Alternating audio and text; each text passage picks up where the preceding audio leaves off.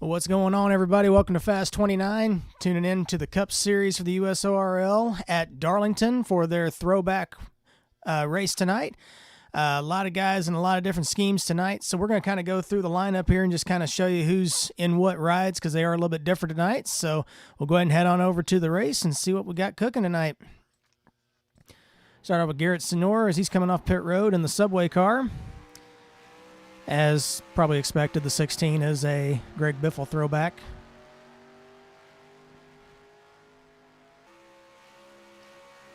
And we'll just kind of go through the field as they come around here. We got one around right. This has been the problem all night long. There's been a lot of spins, a lot of tire wear. We kind of saw that in the lights race on Monday night. So they tried to do some things with the tires, try and tighten everything up, but it doesn't look like it's really helped yet, but we'll see what happens. But this is Sean Whitehill in the 45 car. Beautiful ride with the Adam Petty tribute Cincinnati car. John Peterson in the number 7 car. Quick lane car, Motorcraft. A little bit of a Justin Allgaier feel. I think this is also a personal throwback from what I remember as well on this one. There's Ricky Coletti in the number 81 Dick's Sporting Goods. Throwback to, I believe that's a Martin Truex throwback there. Salute to JTN on the back bumper as well.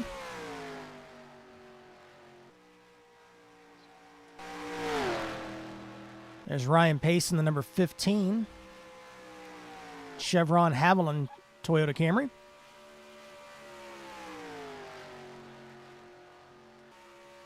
Davey Hazard in the number 75. I should know that car, and I cannot place whose that is off the top of my head. But it's a pretty paint scheme, Davey. He's currently 11th in the standings right now during practice.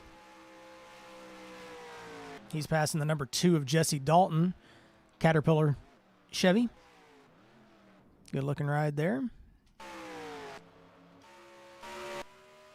There's Austin Spencer in the Office Depot number 13.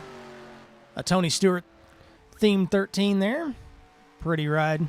Not for sure why it's on a Camry, but that's okay. We'll deal with it, Austin. There's Weaver's number 10. Throwback to, I believe that's Mark Martin's 10 Aaron's Dream Machine.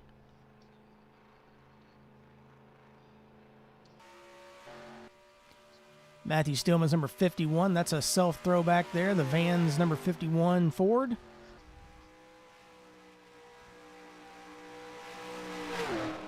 Pretty ride there. Let's see who else is out there right now. There's Cam Barnes. Well, was Cam Barnes in the number 12 EcoBoost car, which I believe has also got Ego Boost on the hood tonight. Beautiful ride here for Hongdo. The lights winner on Monday night. The 01 is in the Dave Blaney Amico themed car. Beautiful ride there. That was always one of my favorites growing up. Behind him is the 14 of Jeff Dixon, the Alienware car. I don't believe he had a throwback, but that's just a pretty car there too. Behind him is Zach Kraskowski, the number 4 Quaker State Machine, as he comes around off turn 4 and hits the inside wall hard. Luckily, this is just practice, gentlemen.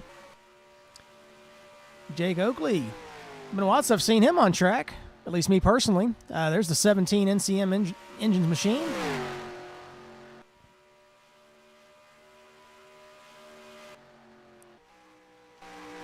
See who else is out here right now. There's the 3 of Darren Ingram. Piedmont Airlines throwback.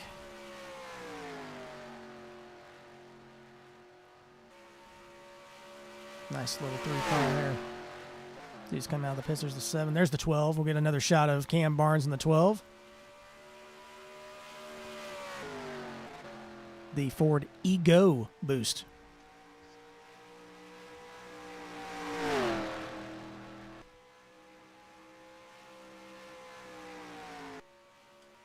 If anybody else out there, there's Henrietta Bordeaux's number 00 Baskin Robbins. I believe this is a Patty Moise throwback, I believe.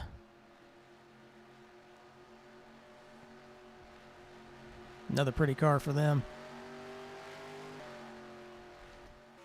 There's Mikey Murata's number 8.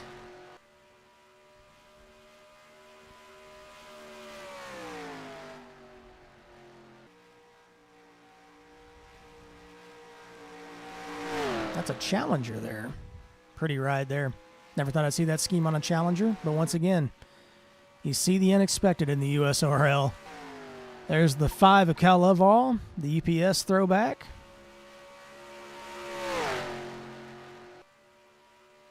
Around goes the 17 down the back straightaway, out of harm's way. Let's see who else is riding around out here right now that we haven't mentioned. We want to try and see if we can get everybody we can out here. There's Zach Webster's 95. Another personal throwback in the league. The FAS Fire Alarm Ford Fusion. And around he goes. Catches the wall in turn 3. He gets off the track quick, and he does. Good job. Try to make sure we haven't missed anybody out here. There's the Denny Hamlin throwback. Hewlett-Packard number 11 for Antonio Ruiz.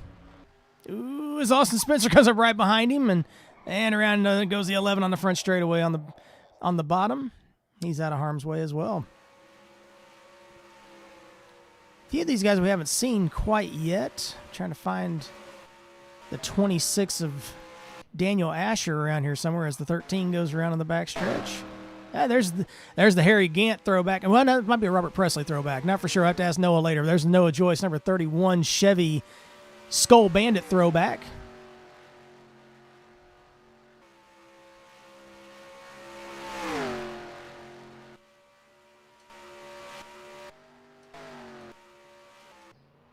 There's the high point, number 26 of Daniel Asher as he comes out of the pits.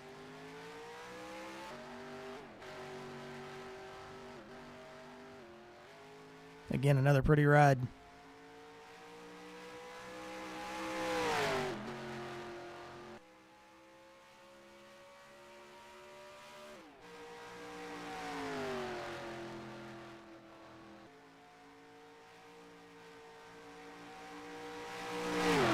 I've been corrected about the number 7 for John Peterson. Let me pull that back up real quick here for you. He may not be on track, but we'll see. There he is. So this is actually not a Justin Allgaier. This is actually a Eric Jones throwback. I should have known better with Ray Tustin being the owner. But that is a throwback to Eric Jones' win at Texas in the GameStop number 20. And that's also the scheme that Cam won in to give John his first win as an owner.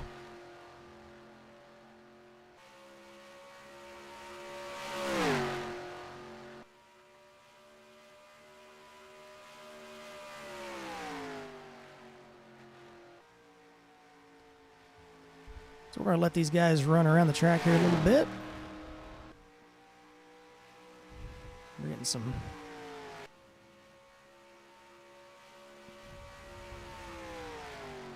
stream's kind of bogging down a little bit here. Not for sure exactly why that's happening.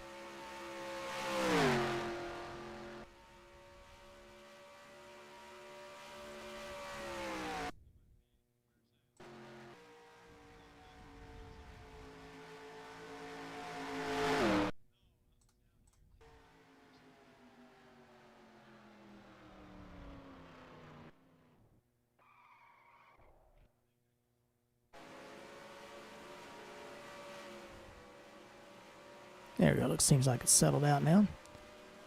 Not sure exactly what happened there. So we're going to hop back to me, and we're just going to let this ride. So we'll be back in a little while for qualifying, but we'll let the ticker run at the top of the screen. We'll be back shortly.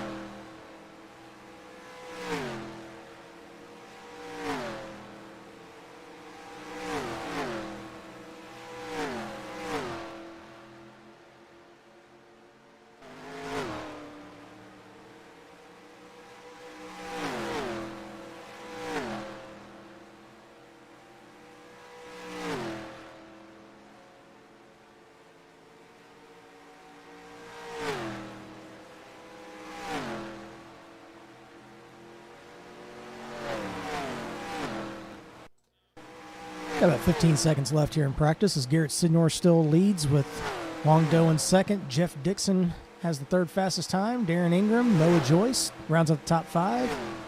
Barnes, Dalton, Pearson, Murata, and Coletti are the top 10. About 15 minutes left, and then we'll be heading to qualifying.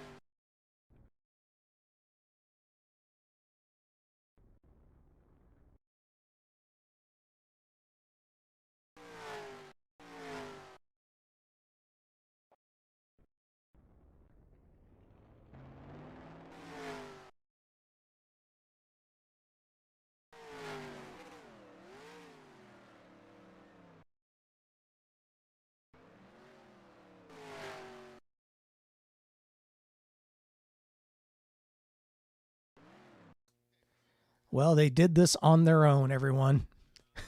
As they're getting a little group photo with all of the special paint schemes tonight. I'm not for sure what Davey Hazard's doing, but he's going to turn the other direction. That's awesome. Here's Darren. I'm not for sure what he's doing. I was worried he's going to hit everybody. What a great shot this is. Everybody down the front straightaway. There's Davey. And there goes Cam just driving around. Oh, Cal. We've got about, as they continue to try to get this going, got about a minute and a half left in practice, and they'll be heading to qualifying.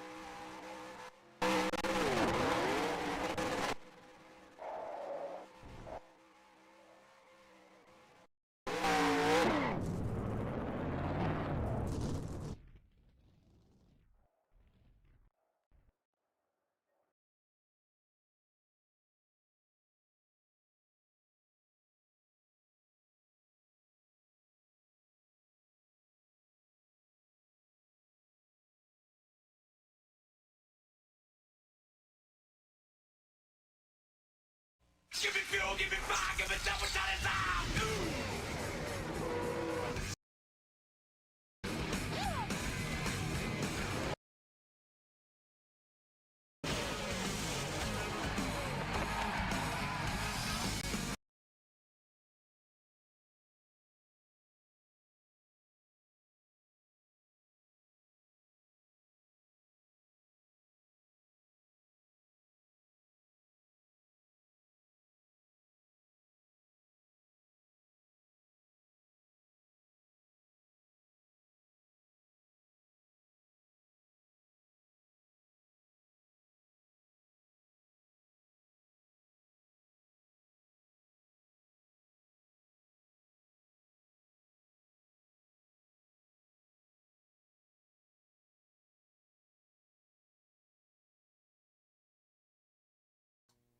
All right, we're back for qualifying here at Darlington. Wait for some of the times to come in. Nobody's turned a lap quite yet, so you haven't missed a thing. Obviously, we're looking at the 16 being a strong contender for the pole. He ran almost a 21, I believe, during practice. I'm sorry, the 14 ran a 27.092. The 16 right behind him at a 27.099, so we'll see how this shakes out here. First lap's coming in. Krastowski, Peterson, and Hazard are the first 3 to turn laps. Hazard about 0.4 of a second off of his fastest. Krastowski about on his. He ran a 3:44. He ran a 4:53 in practice. Sinor with a 3:74. He's about 0.3 off. Barnes, everybody's about 0.3 off of their fastest, it looks like. Well, Barnes about 1/10 off.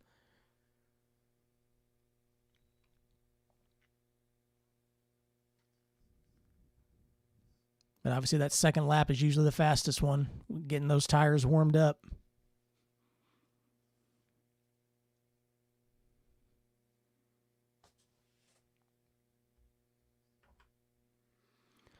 Hongdo with a 27.1. Looks like that might be the time to beat. Dixon only was able to pull a 27.2. Sidnor with a 27.3 flat. Krastowski with a 27.344. And Cal Lovall in the top 5 with a 27.377. This could be the way it shakes out, and it looks like it will be. So Hongdo, the lights winner, picks up the pole for Throwback Night here at Darlington, with Dixon second, Sidnor third, Krastowski fourth, Barnes rounds out the top 5, Tommy Bordeaux starts 6th, Murata 7th, Darren Ingram 8th, Ryan Pace 9th, and Zach Webster rounds out the top 10.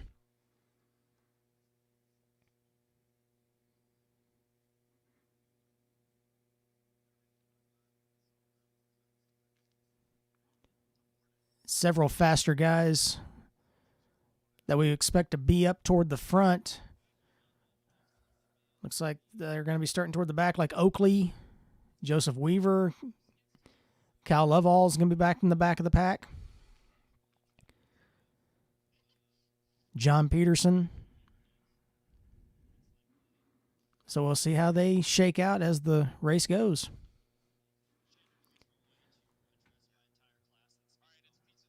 All right, we'll be back in just a second. Happy hour is going to be running.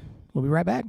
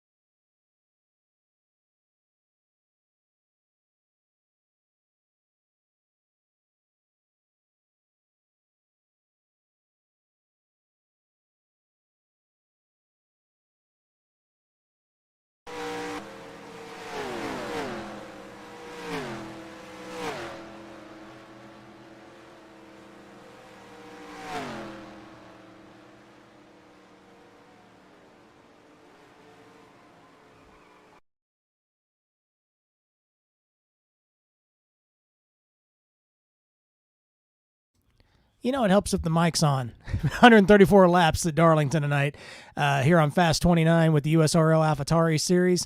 Looking forward to Throwback weekend here for the guys. We showed the cars earlier, so if you missed that, just back up the stream and take a look at all those cars. We looked at them one by one. Some keynotes tonight. Huang Do is on the pole tonight in the number 01 Amoco car. Dan Asher is running his first non-super speedway race in the USRL since 2018 in the 26 car, so we'll be following his progress tonight. Huang Do and I believe it is Jeff Dixon is on the front row for tonight's race, so looking forward to some good action. Turn one's going to be a doozy as usual. It usually is in every USRL race, but more so at Darlington than any other place. So we're looking forward to that start. It's coming up in about 6 minutes, so stay tuned.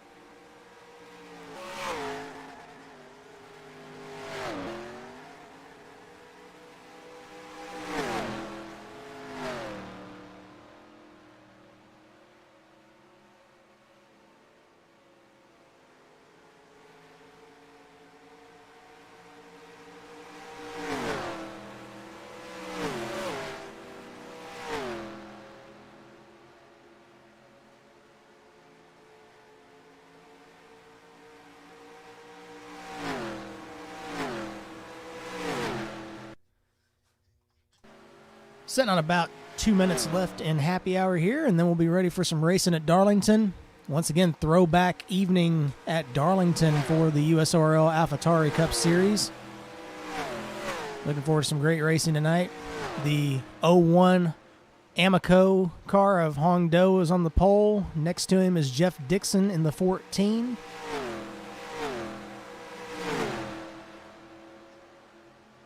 Obviously, Darlington is the place where we worry about tire wear, we worry about grip, we worry about getting off and on pit road, and we worry about getting through turn 1, lap 1. So, going to be some exciting action tonight. If the lights race was anything to look at, this one could be a doozy tonight with about twice as big of a field. So, we're looking forward to some great action tonight.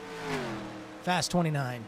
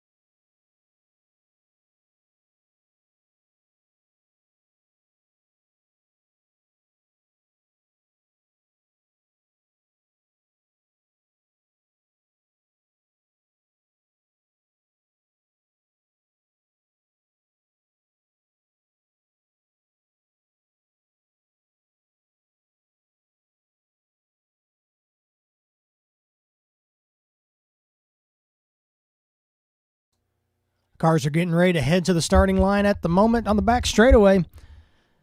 Getting ready for some great action here at Darlington.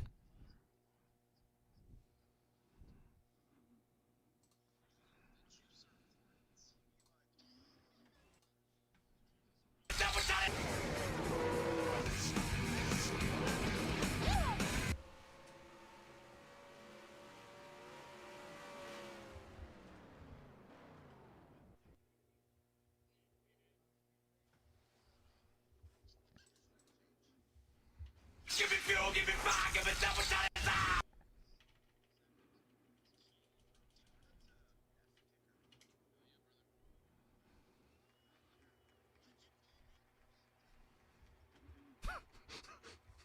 Driver,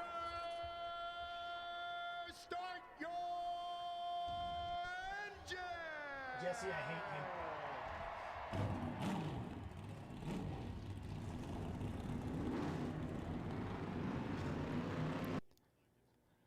Alrighty, welcome to the Darlington race.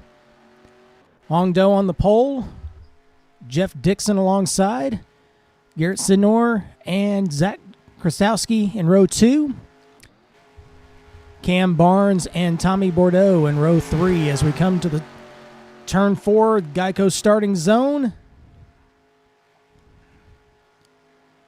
And here we go, green flag is out. Pretty even coming across the starting line, going into turn 1.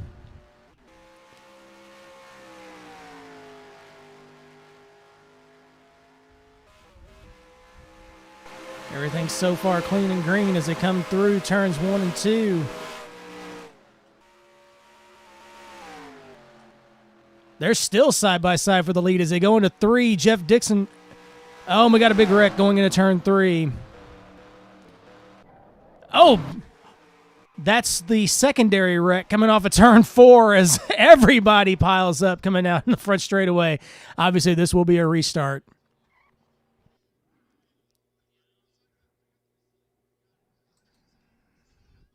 We'll be right back for the restart in just a moment. We'll see what we can. We probably won't have enough time to go back to take a look and see exactly what happened, but I know Darren Ingram said that something happened going into turn 3. The 57 was also up against the wall going through 3 and 4 as well. But none of that matters. We're going to restart here in just a moment.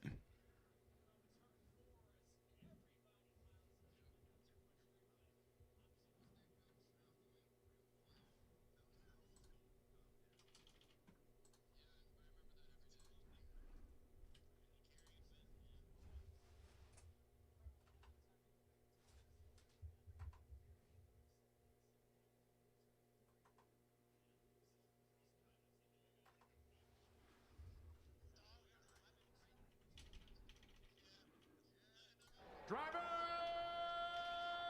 start your engine!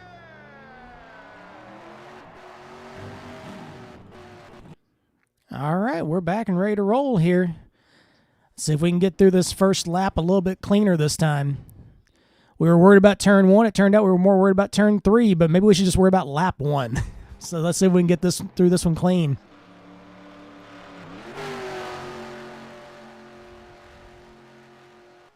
Here we come to the starting zone. Wong Do and Jeff Dixon as they come to the start line. Garrett Senior started in the wrong spot, but Cam Barnes looks like he dove out of line suddenly. We heard that the 16 missed a shift. I don't know if that was related or not, but and around they go off of turn 2. Caution is out.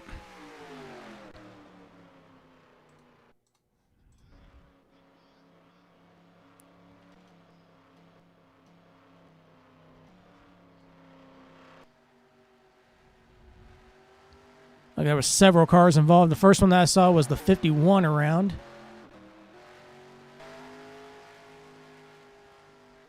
'26 looks clean. There's Ricky Coletti was also involved in the 81. He was strong during happy hour, but it looks like he's torn up on the left front. Left front's down. So let's go back and take a look at that. Once again, could not get through lap 1, so let's go back and take a look and see exactly what happened coming off of turn 2.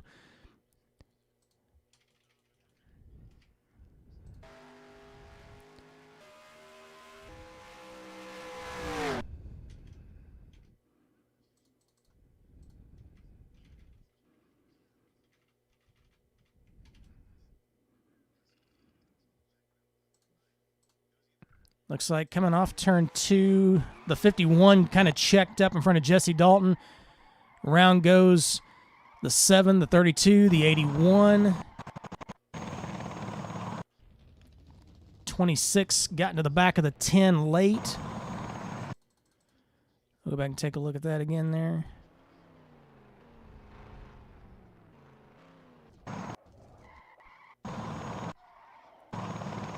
Just a typical USRL wreck, it looked like.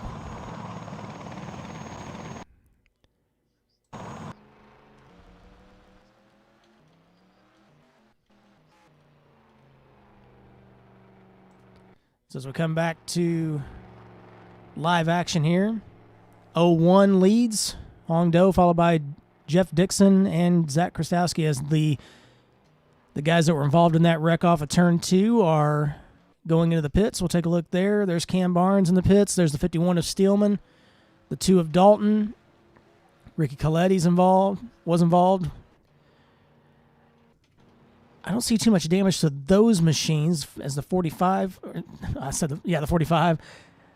Wasn't sure if that was actually Sean Whitehill's number or not, but it was. Just trying to get used to all these throwback schemes here.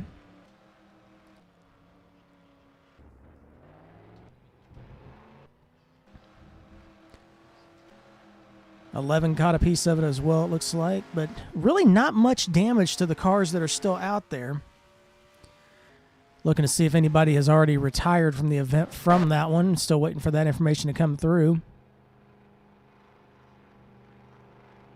No, it looks like everybody's out there, so everything looks good. So luckily not enough damage to warrant anybody being out. As the top 3 take the top. Garrett Sidnor is going to come to the inside on the start.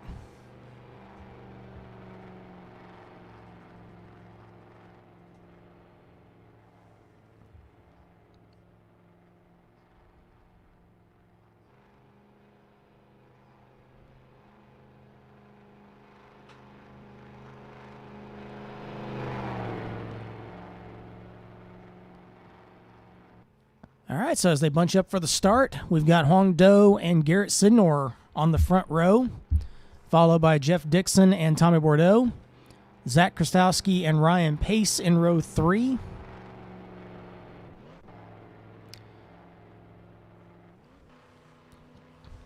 Austin Spencer and Darren Ingram in row 4. Everybody's starting to talk about trying to take it easy on these starts, and that's what I warned about. This is a very narrow track. A lot of guys in this race tonight. Got to be patient. There's 130. See, it's 134 laps, so you do the math. Quite a bit left, 130 to go. So here we go. Restart. Doe takes the lead. As they dive off into turn 1. Sidnor and Dixon running side by side for second. Bordeaux sliding down to the inside to see what he can do. Down the back stretch. Looks a lot cleaner this time. Dixon starting to have a little bit of lag. They're trying to kind of take evasive action around him. Unfortunately, that's been a theme for the 14 this year and pretty much every race that he's ran. Unfortunately, as Doe starts to pull it out a little bit. Jeff's starting to drop back, so we shouldn't have a problem there as Sidnor comes into second place in the 16, and he gets a little bit loose going through 3 and 4, but hangs on to it.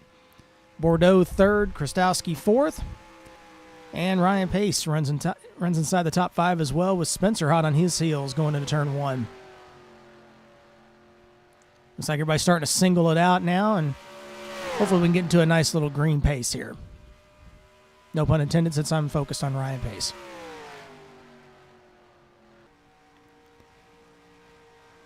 Mikey Murata reporting in that the car's starting to get a little evil on him. See if we can drop back. Oh, we got a trouble off turn 4 as Coletti spins off turn 4. Everybody misses him.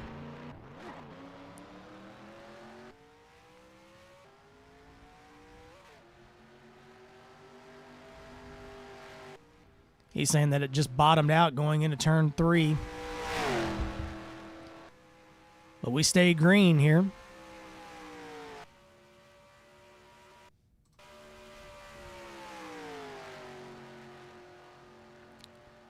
Bordeaux starting to close up on Huang Do as they come off turn 2. About the top 7. Pretty close together here as Bordeaux closes in on the 0-1 going to turn 3. Tommy seems to be able to get into turn 3 quite a bit better than everybody else around him. And so is Krastowski, as he's solidly in third place back there. Strong showing from him early, but you can definitely tell that 57 is hooked up as he goes into the corner at both ends of the speedway. As Spencer catches the wall off turn 2. Sidnor did a great job of keeping off of him. And he takes that spot as well. He takes the top 5 spot coming off turn 4. Another single car spin off turn 4.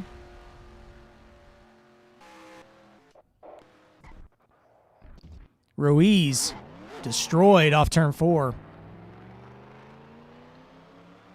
He gets it back going. We'll go back up to the leaders as Coletti is right in front of the leaders. He's going to get out of the way.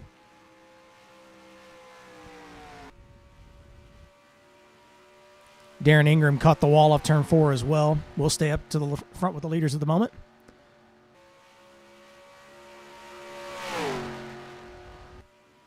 Something happened to Tommy Bordeaux. He's fallen back to 6th now. I'll have to go back and take a look and see what happened there because he was closing on Huang Do, so I don't know if he caught the wall, got some wall grip, or what happened there, but he's fallen back behind Noah Joyce in 6th place.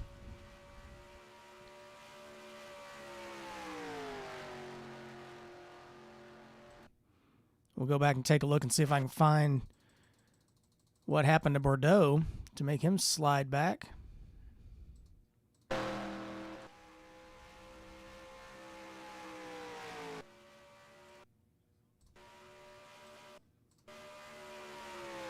He was trying to get a run on Doe. Yep, that's exactly what happened. He caught the wall going into turn 1, and smart. He falls. Actually, he fell back further. I'm getting the 57 and the 75 confused. So it's actually Davey Hazard that's moved up to 6th, and Bordeaux is actually falling back to 8th. There's Bordeaux trying to come back at Spencer, coming off turn 4. And we got a caution out. There's Dixon. We've been getting reports that he's still warping, but I don't know if that's what was. Nope, there's the cause of it. The 2 of Jesse Dalton is around on the front straightaway. He gets it back going. We'll take a look and see exactly what happened there.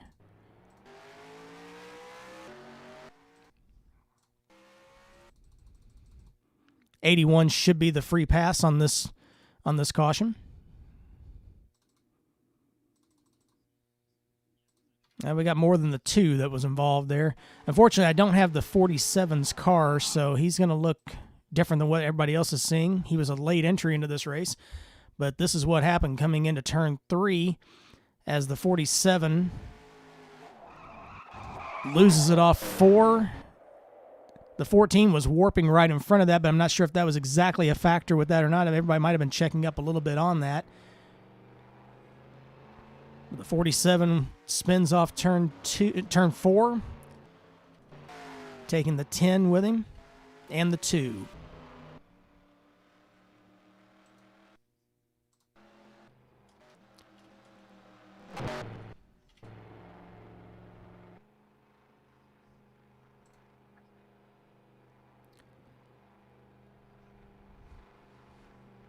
It's a little like the 14 of Jeff Dixon. Looks like he tried to cycle his machine and get back going.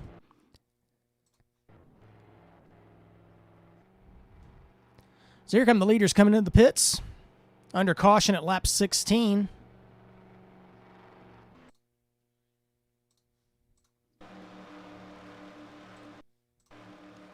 here they come into the pits. Hong Do leading.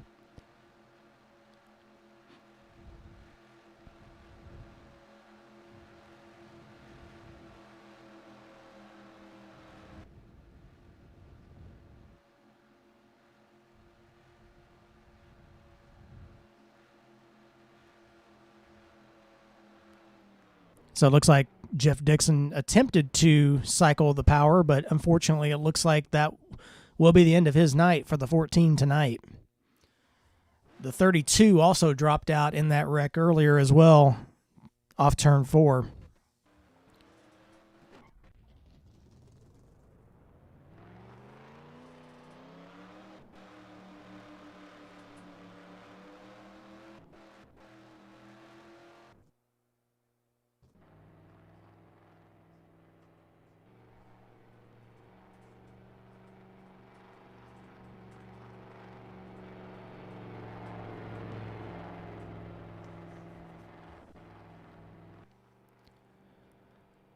All right, coming off the pits, about the same as they came in. 81 got a black flag for speeding on the pit road. 1 to green this time around.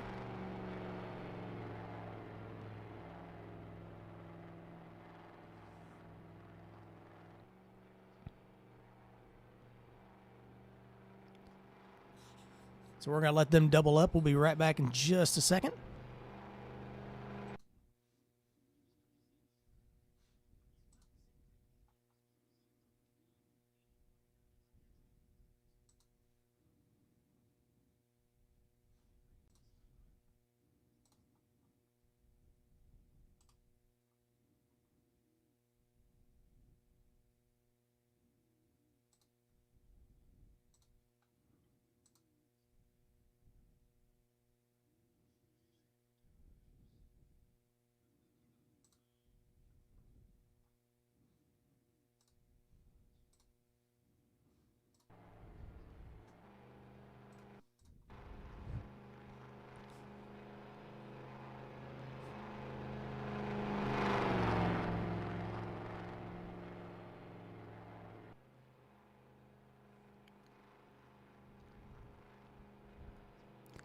All right, so the choose cone has been put into place here as Hong Do takes the outside on the front row, Ryan Pace on the bottom. Second row is Davey Hazard and Garrett Sidnor. Third row, Austin Spencer and Tommy Bordeaux.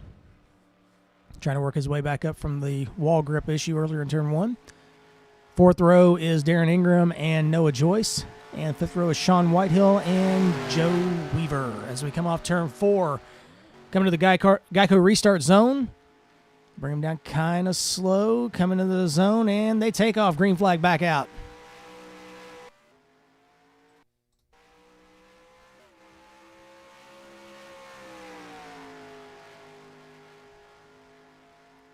Doe pulling it out about another 2 car lengths or so, maybe 3 as they come off turn 2. Getting a little bunched up there coming off turn 2 down the backstretch for about 4th place on back. Pace slides up in front. Oh, we've got trouble off turn 4. Oh, and there goes a lot of them. The 8 car of Murata. There's Weaver again. Ruiz. I think these guys kind of missed Weaver at the end of that.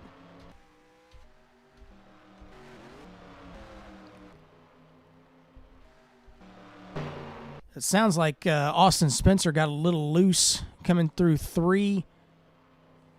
Backed off a little bit, and Davey Hazard was trying to avoid it. And everybody just kind of took evasive action as best they could to avoid that one. We'll go back and take a further look at it here.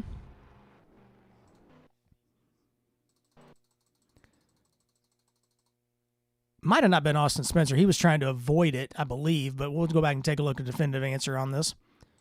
Here we go, going into turn 3. We got Davey Hazard coming into turn 3 here. 13 right behind him. Davey Hazard got loose. That's what it was. He got loose in front of Spencer. The 10 trying to avoid it, checks up and hits the outside wall off of 4. The 8 spins to avoid him. So not too terribly much damage to a lot of these cars that were involved. The 8, I think, just spun to avoid. The 10 caught the wall. He's probably the one that's got the worst damage in this. So we'll hope for the best on that. Hopefully the damage is not too bad to where he can continue going. He's on the pit lane right now, and the car looks pretty good here. So I think he's going to be okay as he comes off the pit lane.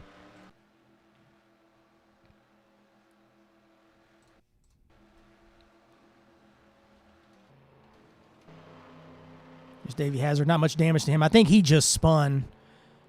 He almost pretty well saved it coming off turn 4 as well, so I think he's going to be in great shape. No claim on that one, as they just considered that one just kind of a racing incident. 75 just got a little loose. 13 was just right there. He was trying to stay off him. You could definitely tell that 13 was trying to back off on that. So no harm, no foul. Not much damage to anybody, and we're going to be doubling up here coming to the start-finish line. The 01 continues to lead.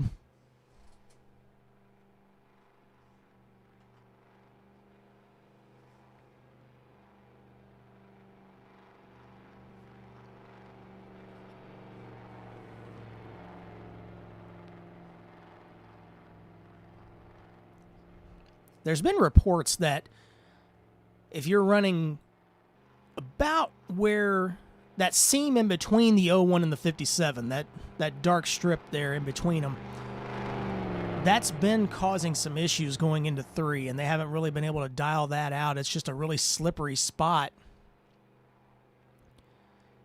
So that's been kind of the theme really all race long, all practice long. That's kind of been the theme. I actually took a few laps around this place earlier tonight, and not only was that an issue, but the bumps in turn 2 have also been an issue as well. The car will just take off if you don't have it set up quite right, which I did not because I was just running the test car. So here we come off turn 4 into the Geico restart zone. Doe and Bordeaux on the front row. Green flag back in the air. Sidnor takes a little bump from pace as they go into turn 1. Darren Ingram starting to make his presence known, coming up for 3rd place underneath Sidnor back there. Bordeaux hunting the lead off of turn 2.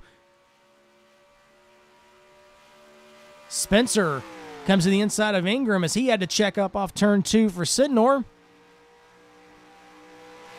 Spencer got a little loose going into turn 3, but they correct it back in the back as Doe continues to try to hold off Bordeaux as we come into turn 1.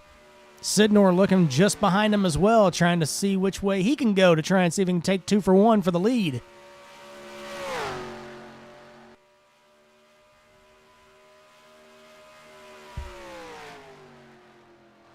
Got one spinning off of 2, but we're going to stay right here as the leads start to tighten up. Here comes Bordeaux to the inside of Doe. Can't quite get it done there.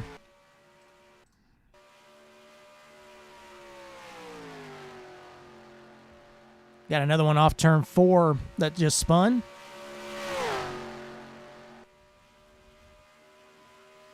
We will go back and take a look at those here as this settles down, but we're wanting to stay right here with this battle for the lead. It's becoming a good one. Bordeaux right there on Doe's back bumper, still trying to figure out a way around him as they come off turn 4 with Sidnor closing in from 3rd.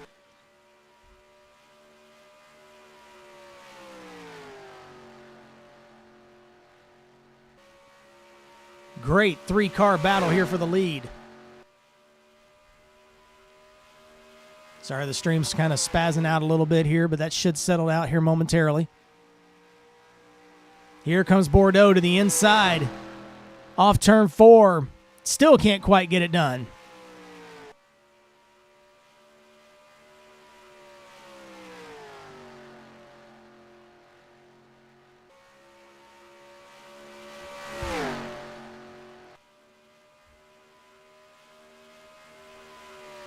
Bordeaux again takes a peek to the inside of Doe into turn 3. This time he gets the car alongside, but Doe keeps on getting that momentum off turn 4, and that's allowing the 16 of Sidnor to close in on him.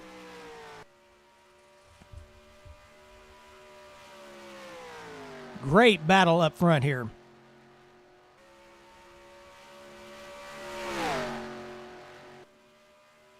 Got Ricky Coletti up in front of him again.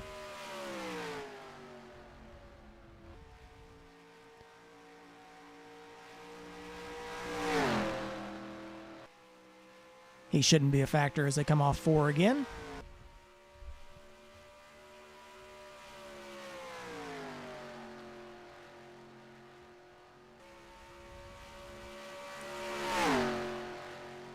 Here come off turn 4. Bordeaux's knowing that Sidnor's a little bit quicker right now, so he's going to take the spot away as they come into turn 3. That's allowing Ingram and Pace to close up a little bit now. So this is going to be a 5-car battle for the lead here. Sean Whitehill up in front of the leaders here. Sidnor riding the rim coming into turn 1.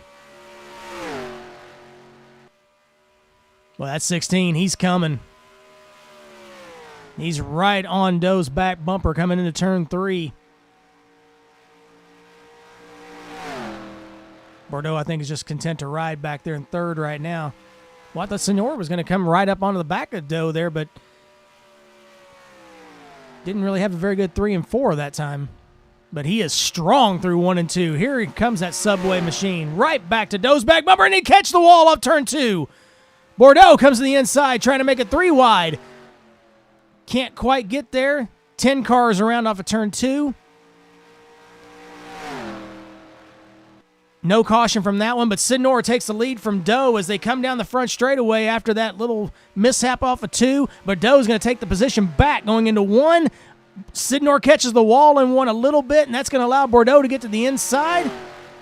Ooh, he caught the apron and just about took himself out as Ingram comes to the inside off 2. Here comes Davey Hazard to the inside. They're going to get their heart rates back down a little bit.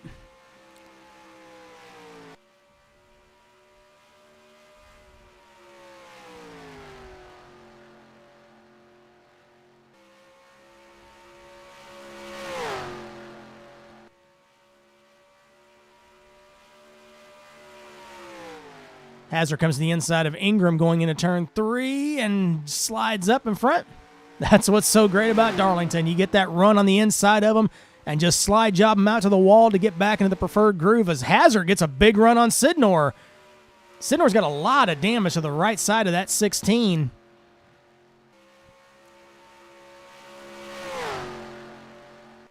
They caught the fence pretty good there off of turn 2 when that incident happened. We'll go back and take a look at that and see exactly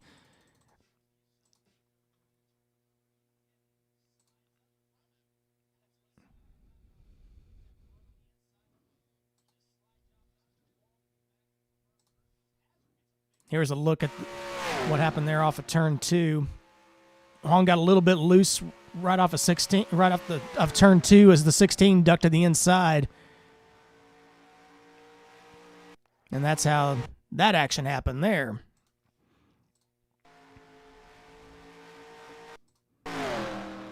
Back to live action here. Davey Hazard has closed up quickly on Hong Do.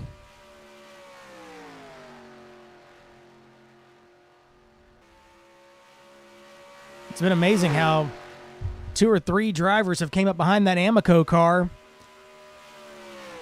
They've even hit it and still haven't been able to get by him for the lead.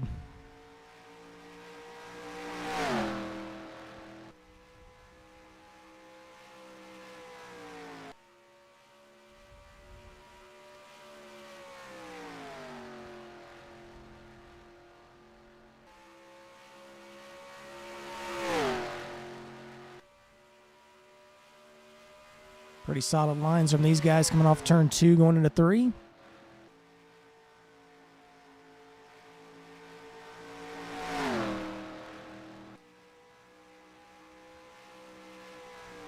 Hazard comes up to the... Ooh!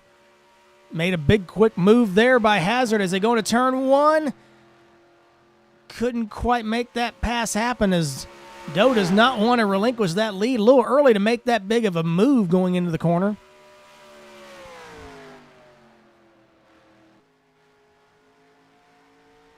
We still have about 134 laps. We've still got 94 to go here. Or 91 to go, excuse me. Hazard still trying to figure out a way around Doe. Does it come off a 2?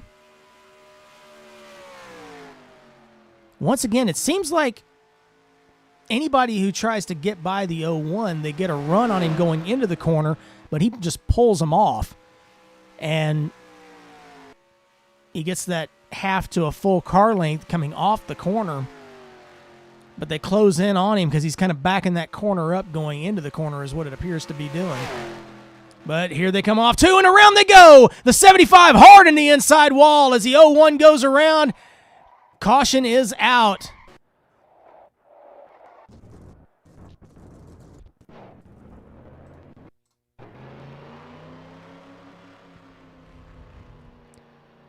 Just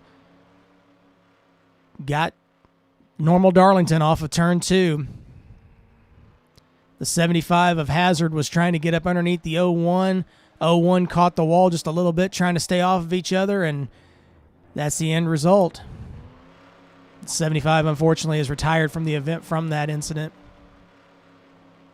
He took a hard hit to the inside wall. We'll go back and take a look at that and see exactly what we saw.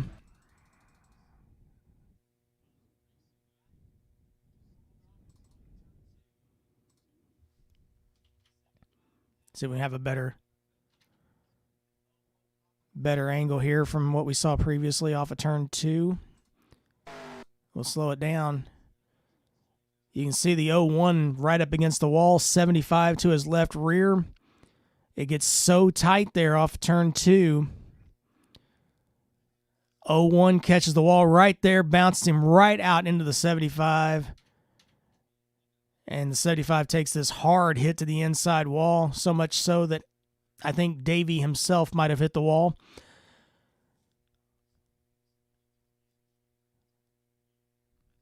Luckily, everybody else stayed to the high side. These guys didn't come flying back across the track.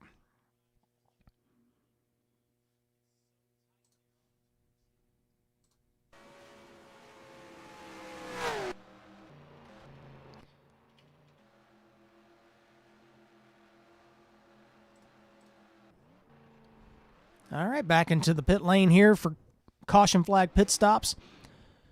Garrett Sinor overshot his pit coming in. That's going to hurt him. He was the leader coming into the pits, so he more than likely will not be the leader coming out. We'll watch the race off pit road here from the pace car. Looks like Darren Ingram, Ryan Pace, Cam Barnes, Tommy Bordeaux, and Noah Joyce are the first 5 off.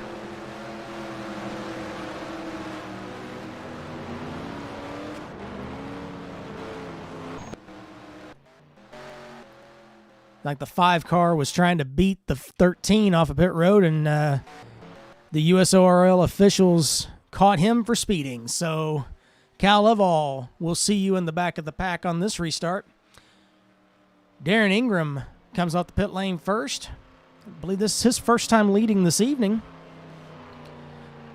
So the 3 car out front here at Darlington, followed by Ryan Pace.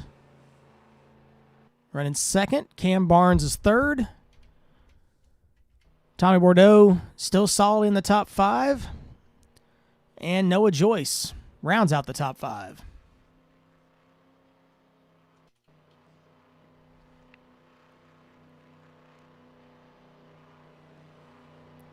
They come to the choose cone here for the restart.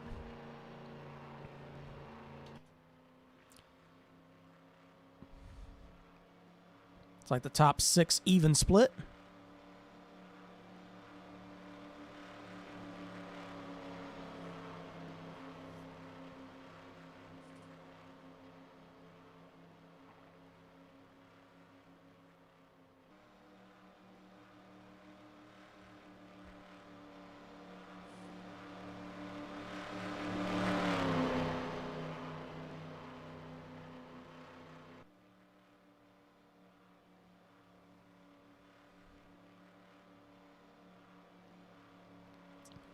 Like the 47 had an issue coming into the pits. He's being held on pit road for 30 seconds for an improper pitting sequence. But as we come off turn 4, Darren Ingram leads Ryan Pace. That's your front row. And they've waved this restart off, so Darren Ingram will remain in the lead for one more lap.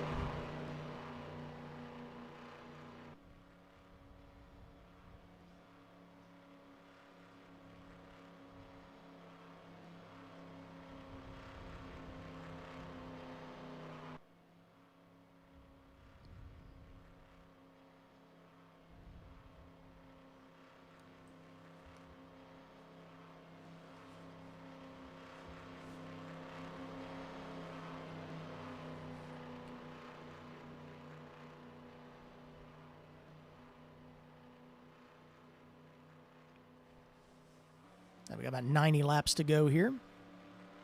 Going to lap 134.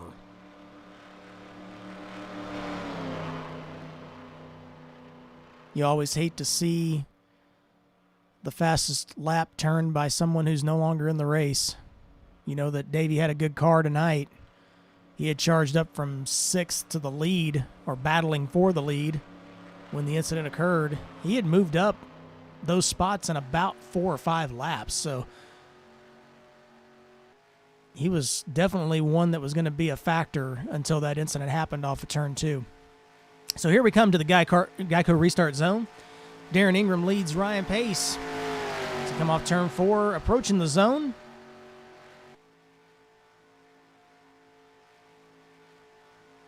No Joyce having a little blink there, and Darren takes off going into turn 1.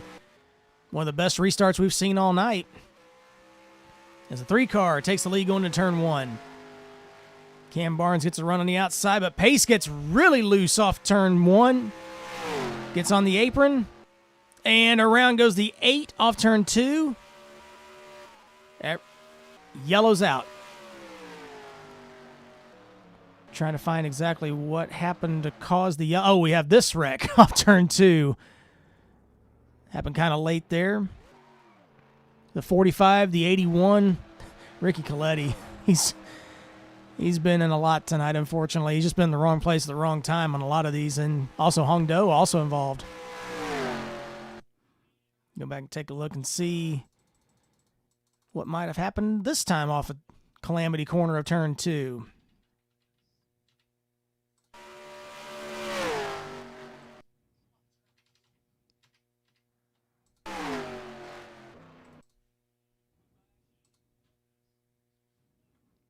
So the 8 car caught the wall initially off of 2, but this was unrelated to what happened behind him as the 81 gets tagged from behind by the 45, and the 01 takes a hard hit to the inside wall. So there goes really any chance that Hong Do had of getting back up front. He did have a little bit of damage from that wreck off of 2 with Hazard earlier, but that one might have taken him out of contention now. We'll have to take a look and see how much damage he's got as the guys come into the pits.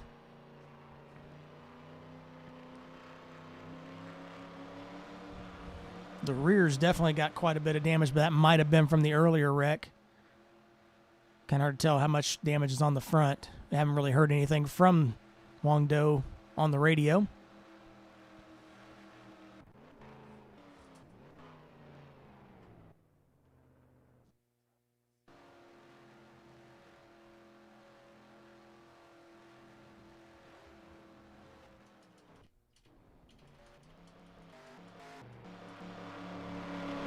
So here we are riding around under caution again here in the USORL at Darlington.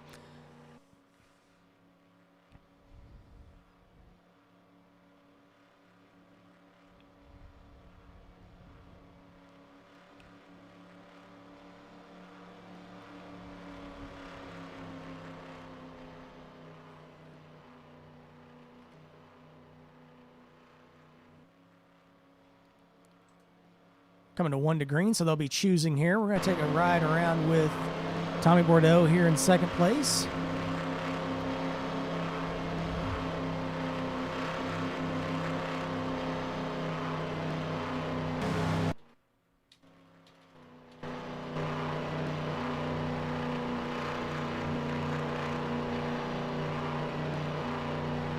Pretty angry as everybody starts taking the outside.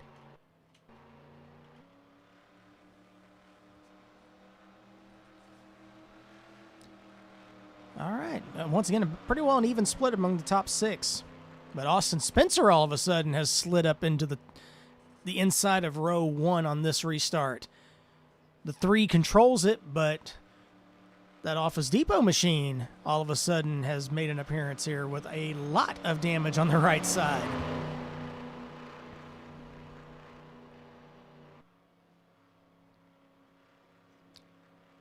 So as we come to the restart on lap 49, should be 49 coming to the line here.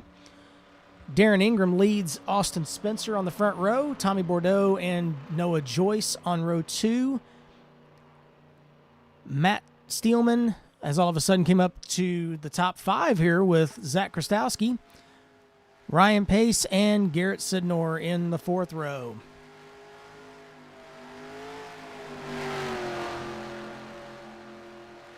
We come to the restart zone. And green is back out as we come to lap 49.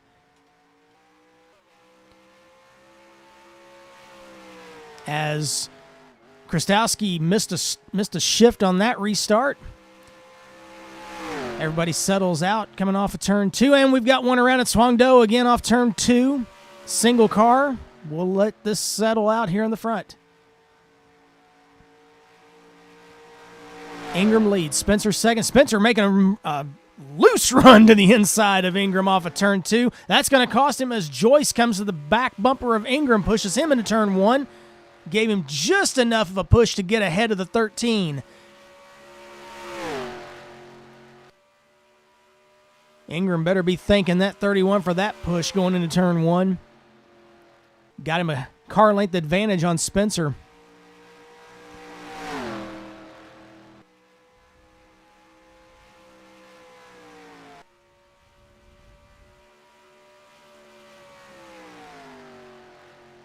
Three cars under a blanket, and the 4th one trying to close in as they come off turn 2. Joyce catches the wall just slightly. So did Jesse Dalton back there at the back of this pack. Saw Hong Do come into the pits, the early leader.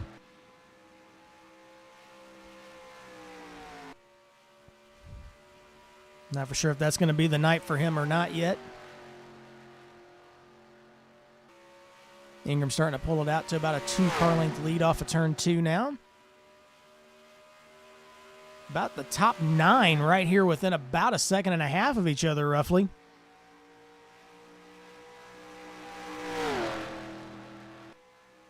Now they're starting to try and get a little racy back there for about 4th as Ryan Pace comes to the outside of Steelman going into turn 1. Steelman able to hold him off there. Meantime, we stay up here with the leader. Still holding about 2 car lengths between Ingram and Spencer. Joyce trying to close in. Here comes Steelman as well. Steelman gets a little loose off of 4. That may give enough momentum loss for Pace to come to the outside. What we've been noticing is if you can get your car right up against the wall but not far enough to where the wall grip takes effect, you can really maintain good pace, especially through 1 and 2. We saw that with the 13 of Spencer just now. As he kind of went into turn 1, he kind of drifted up just a little bit. There's grip right next to that wall. But as we saw earlier with Bordeaux, if you get up against that wall a little bit too far, you're going to fall back and fall back quick.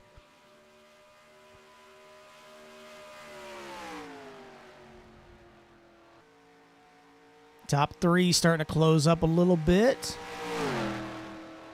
But then, Spencer catches the wall really hard off turn 4. See, like I said, you've got to watch how high up you get. And he loses 3 spots. Boom, boom, boom, going down into turn 1. So now the 2 NCM cars take the top spots. Matt Steelman catches the wall hard off of turn 2 as well back there.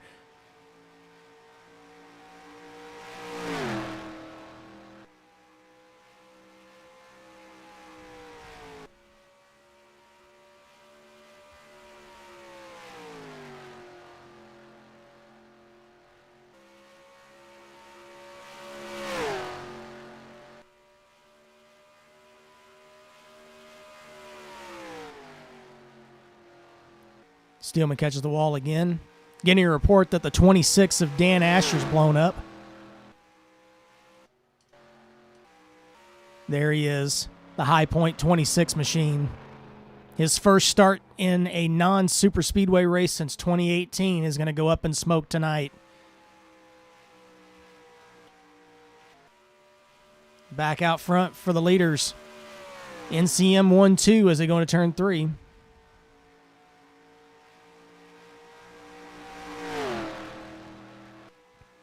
About a 4-car breakaway now. 3, 31, 15, and the 16.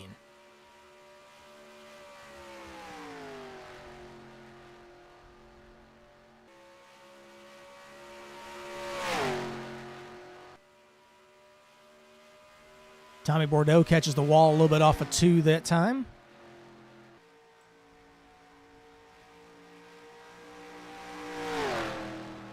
Just typical Darlington, just pressing the limit, finding the edge, and sometimes going over it. We've seen that countless times off of turn 2, especially tonight.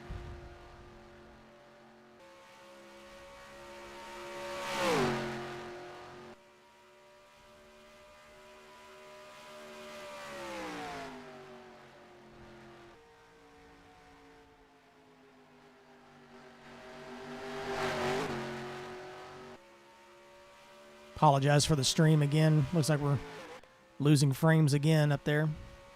My apologies for that. There it goes. Seems like about every 5 minutes or so it kind of locks up, so I apologize for that. As Darren Ingram starts to slide back a little bit. My apologies, I was distracted by that. So we've had a lead change as Noah Joyce takes the lead, followed by Ryan Pace, and Darren Ingram falls back to 3rd. He's just kind of taking care of his stuff. We have a caution out.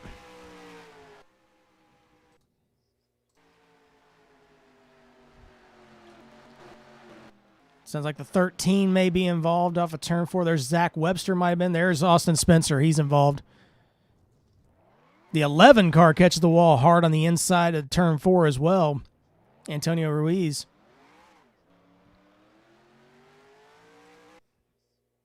So let's go back and find out what happened this time going into turn 3.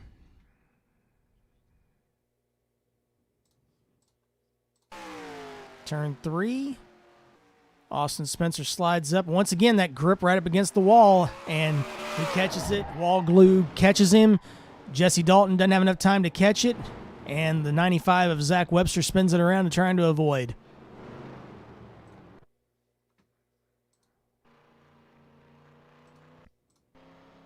Spencer coming into the pits here. Hongdo's still on the speedway, and he is also taking the wave around to get at one of his laps back. He right now is 2 down, so he'll be 1 down.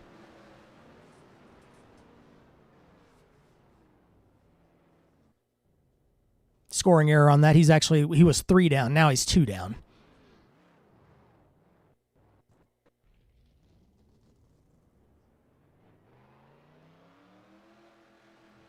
Leaders coming out of the pit lane here. Looks like it'll be Ingram, Pace, Sidnor, Barnes, Joyce, Bordeaux, Lovall, Murata, and Weaver. Looks like it'll be the top 10.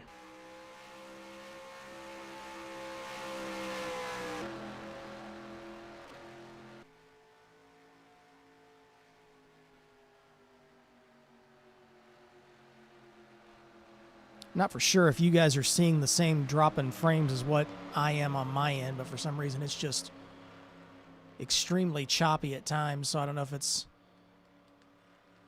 my rendering or if it's something to do with my stream. I just haven't quite figured it out.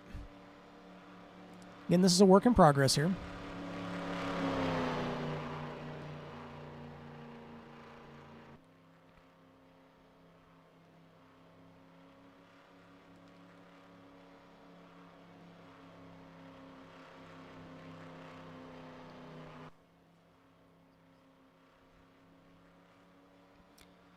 All right, the choose cone. Looks like a few more have taken the top this time than we've seen in past restarts, as Ingram and Sidnor will be on the front row, Pace and Joyce in the second row. Barnes and Weaver looks like will be the row 3. Bordeaux and Krastowski in row 4, and Steelman and Lovall in row 5. Coming to lap 65 of 134. Getting close to halfway.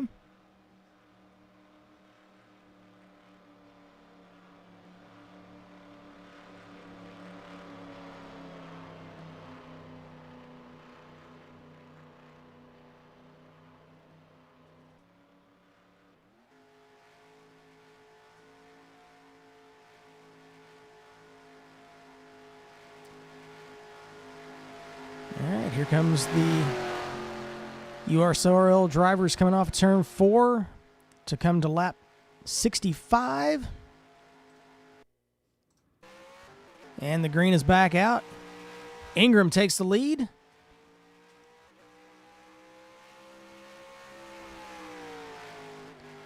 Sidnor falls into second, Pace into third, Joyce into fourth, Barnes into fifth. They go single file very nicely off turn 2 this time. At least the top 6 do.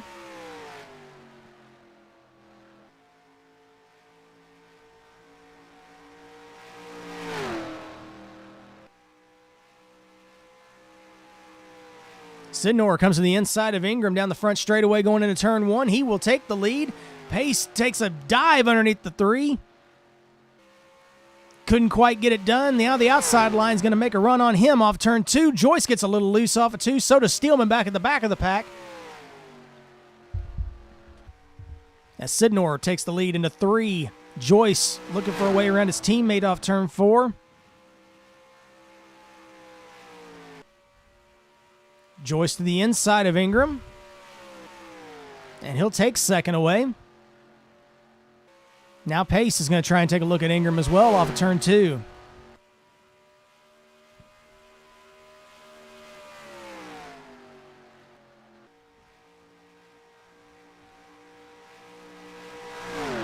Front 3 have separated nicely off turn 4. as they settle out here. Joyce trying to slide into turn 1 to get a run on Sidnor. It's been the second time this week that we've seen Joyce try and make a bonsai run at the lead.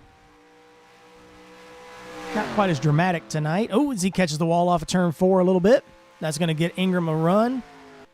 There he comes to the inside of Joyce. He'll take second. Pace, once again, trying to break up this NCM duo here. But every time he gets a run toward him, it seems to be bad timing. Now he might have a shot coming down the back. Nope, still couldn't quite get there. Ryan Pace, he's had, for lack of the pun, as Joyce catches the wall again off of 4. This time Pace does take advantage of that one and goes into third. But it seems like he's had a decent ride tonight in that Haviland Chevron machine. Just can't quite make the run to get up into the top 2. He's got that pace, just can't quite get the track position to get up there. Steelman once again catches the wall off of turn 2. He's known for having the Steelman line at the bottom of the track. We may be renaming that the Steelman Turn 2 if this thing keeps on going the way it's been going for that 51 tonight. There's your leader, the 16 Subway machine of Garrett Sidnor, with Darren Ingram running right about a half a second to 3/4 of a second behind in second place.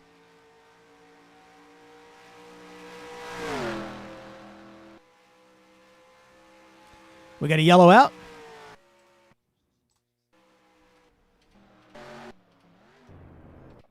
Big crash off turn 4 as Austin Spencer is involved once again, unfortunately. The 01, the 95's there, the 11's there, the 2 is there. It's about the same crowd that was involved in the last wreck, it would appear. Go back and take a look at that. They're saying several wrecks happened all at once there off of turn 4. So we'll see if we can kind of decipher what happened.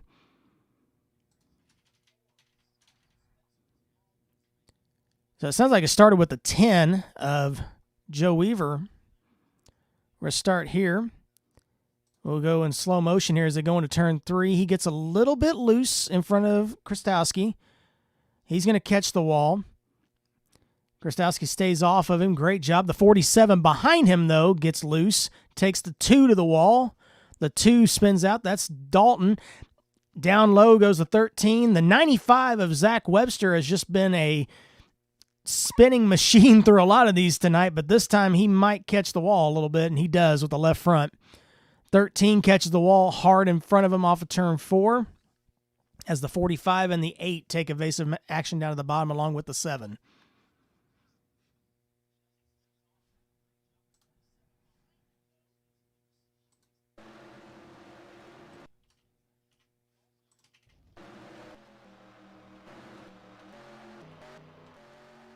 Race off pit road, won by Darren Ingram again. So he'll take the lead back away from Sidnor. Pace still in third. Cam Barnes with a quiet 4th right now.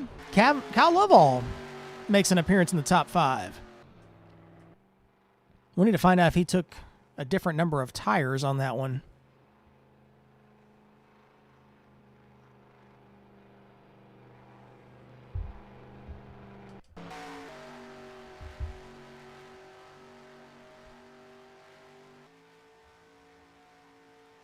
We coming to the choose cone this time around.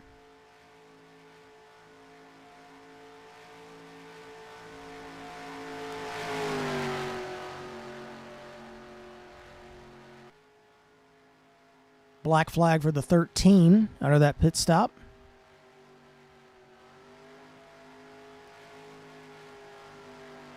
Choose cone this time by. We're also at we're a little over halfway now.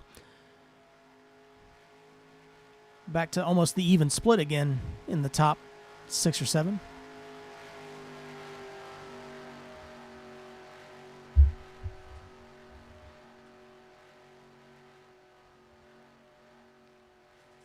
Ingram and Sidnor on the front row for this restart. Lovell and Pace in row 2. Joyce and Barnes in row 3. Steelman and Weaver in row 4. Grostowski and Webster in row 5.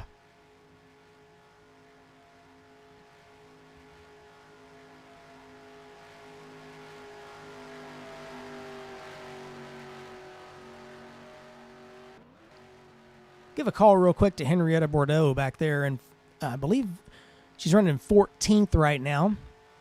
But a solid stay out of trouble night for that Baskin-Robbins machine back there. She's sitting, I believe, in row 6 on the bottom.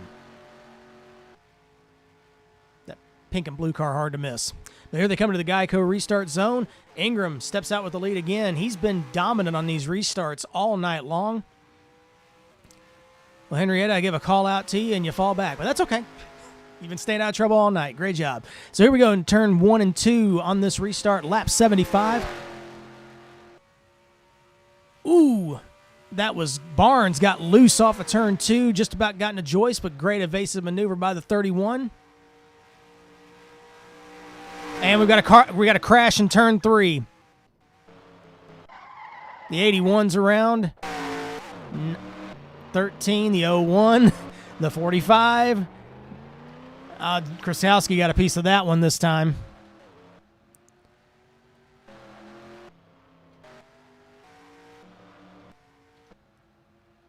There's Henrietta. I think she missed it, but we'll go back and take a look and see exactly what happened on this one. Replays have been busy tonight.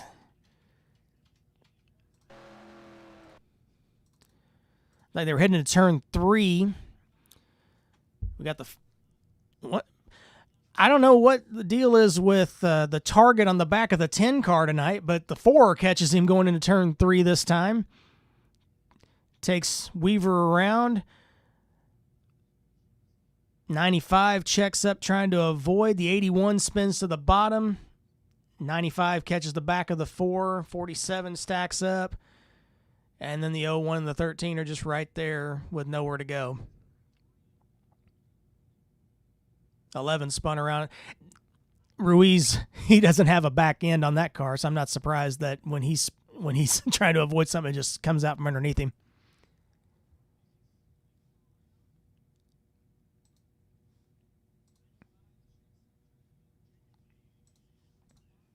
There's Weaver on the pit lane getting his service. Looks like mainly the cars that were involved in the wreck pitted, so we're back up front here with the 3 of Ingram still leading. Coming to lap 78. Should be able to do the choose cone this time by.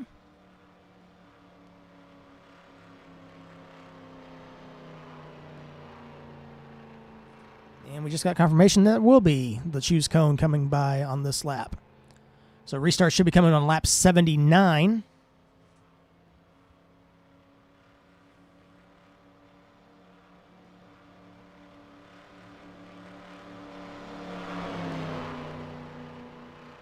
Should be about 55 laps to go when they go restart.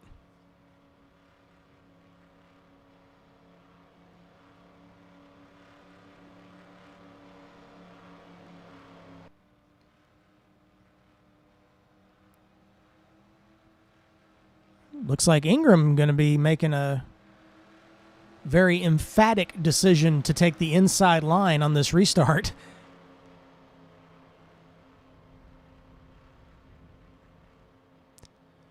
So Ingram and Sidnor on the front row, Joyce and Pace in row 2, Steelman and Lovell in row 3, Murata and Peterson with a surprise up into the top 10, row 4. Haven't called the Peterson machine much tonight, but that's 7 cars on the outside of row 4 on this restart. Oh, and Noah Joyce is starting to have some internet issues. And he's going to be dropping out of line. Hoping for that to stabilize. Looks good now, so he'll pull back up in line. He's had a solid run all night long. We hope that nothing internet-related takes him out of the race. Saw that earlier, unfortunately, with the 14. So hopefully that doesn't happen for the 31. But here we come to the Geico restart zone with Ingram now on the bottom on this restart for the first time. We'll see how that goes. Here we come to the zone. Green flag back in the air. The 3-car, he's just been so dominant on these restarts that it doesn't really matter what lane he takes, as he takes the lead back into turn 1. Sidnor got a push from the 15 on that restart, but couldn't quite get there with that push. Coming off turn 2, they give each other just enough room to get off that corner. And the top 3 separate out nicely once again going into turn 3.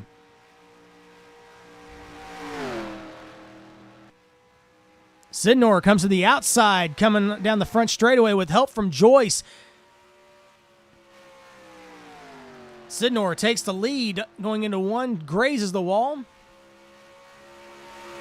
There's that groove that we were talking about before where you just kind of run right up against the safer barrier and just kind of graze it.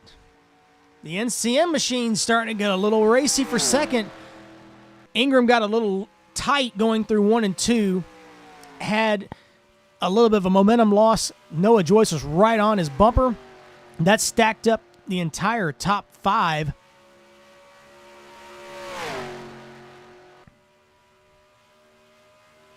Now they're separated out again.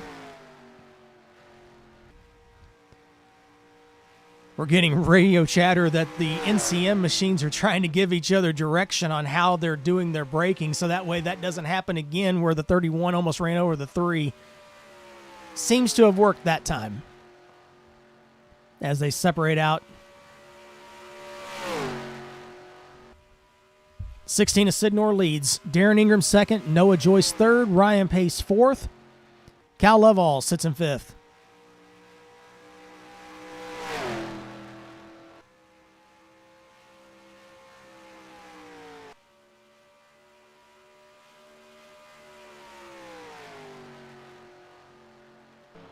Now we got a spin off turn 4, Antonio Ruiz, single car. Back up front. Top 3 still separated by about a car length each as they come out turn 4. Ryan Pace still just kind of sitting there quietly. He's noticed everybody kind of rotating around him, and he's just been solidly top 3, top 5 all night long. Currently runs in 4th.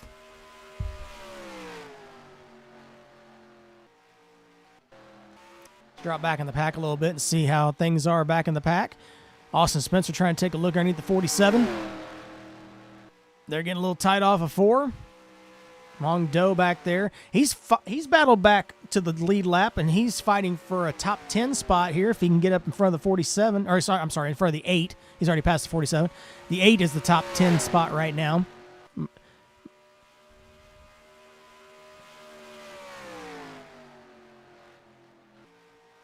It's amazing the speed that they can generate going down these straightaways. Saw 195 off into turn 3 that time for Huang Do.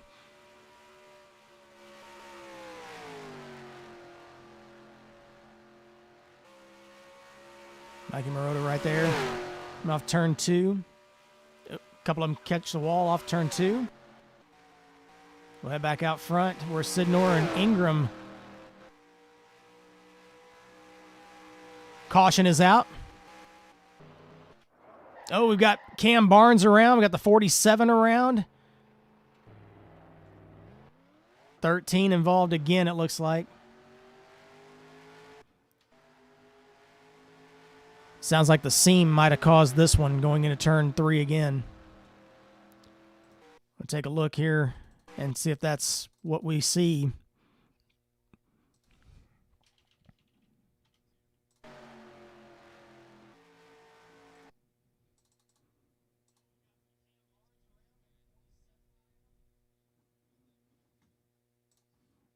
And here's the replay going in. To turn 3, the 13 gets down right on that line again. And around he goes.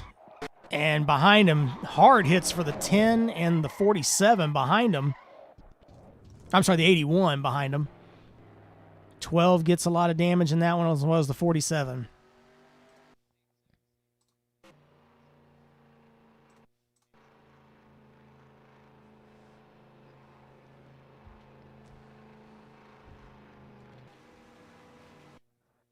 Looks like all the leaders this time have came into the pits. Lap 88 of 134. They should be able to make it from here, or it might be pretty close on gas, but obviously we're here at Darlington. Tires are king. So more than likely, I wouldn't see this being the last pit stop unless we get a long green. We'll just have to see what happens. But we've got Ingram winning the race off pit road, followed by Sidnor. Ryan Pace moves up to third. Cal Lovell moves up to fourth. And Noah Joyce running in fifth.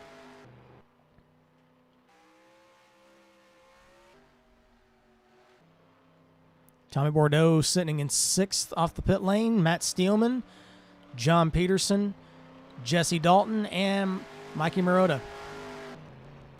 And Mikey, if I've been pronouncing your name wrong, you can tell me later and make fun of me in the chat. Thank you. Coming to the choose cone. Should be getting the restart on lap 90. 44 laps to go when they come to the green this time. They'll be coming to the choose cone this time. We'll see if Darren Ingram decides to do the emphatic inside lane choice again. Not this time, but Sidnor will. He'll take the inside on this one.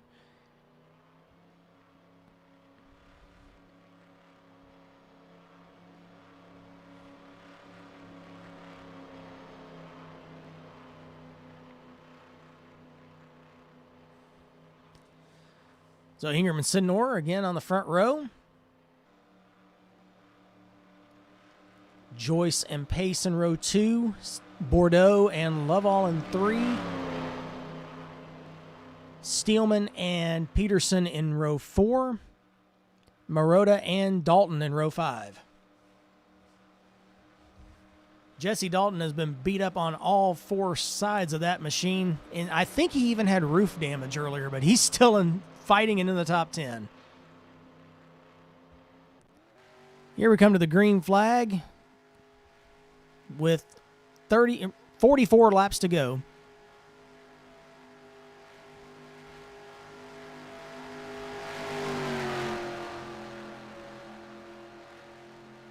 Geico restart zone coming up.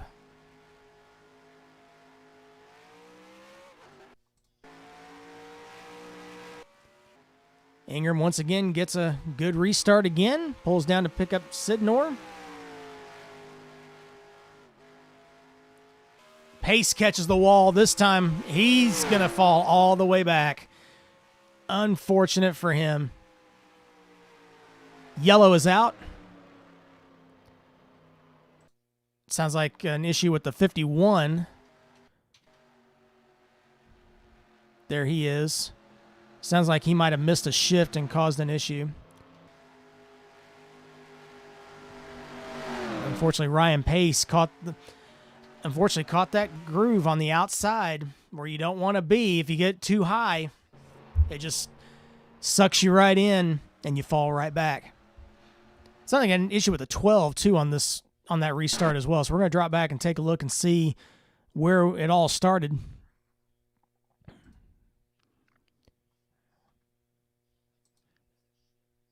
So here's the restart. We're watching coming down the front straightaway. The 51 misses a shift. 13 catches the back of the 81. The 12 catches the wall. And then all of a sudden, the 13 just takes off from the bottoms. I don't know if he got loose. We're trying to get a different angle here. Here's the angle on the inside of the corner. He's on the apron, the 13. And, yep, that's exactly what happens. He gets loose and overcorrects, and it's just going to shoot straight across the track into the 12. 13 goes for a heck of a ride in turns 1 and 2.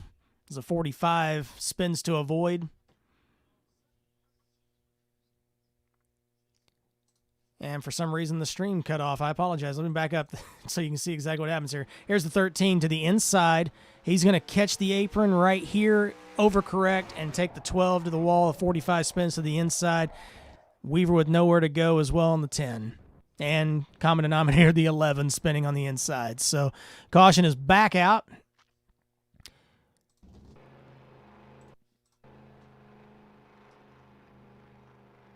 Lap 92.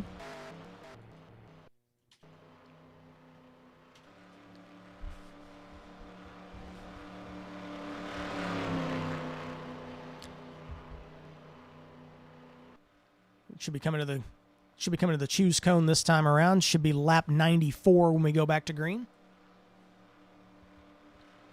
Once again, the top three have been pretty well the top three since about lap 40 or so in some order of fashion. Darren Ingram leading the most laps out of these three.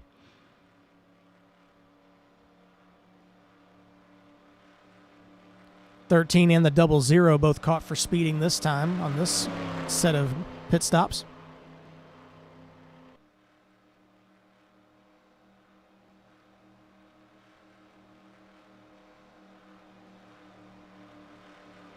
Here they come to the choose cone. Ingram to the outside, Sidnor to the inside. Joyce and Bordeaux take the outside. Lovell takes the inside to slide up to the second row. Furthest up we've seen that UPS machine tonight.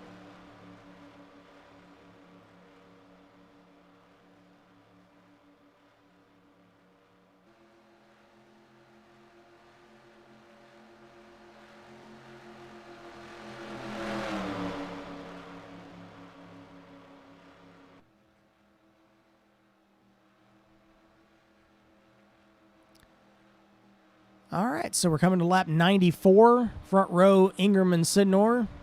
Probably have that memorized by now. Joyce and Lovell in row 2. Bordeaux and Steelman in row 3.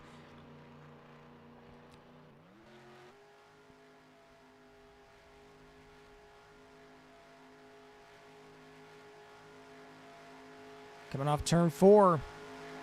Lap 94. About to go into the books.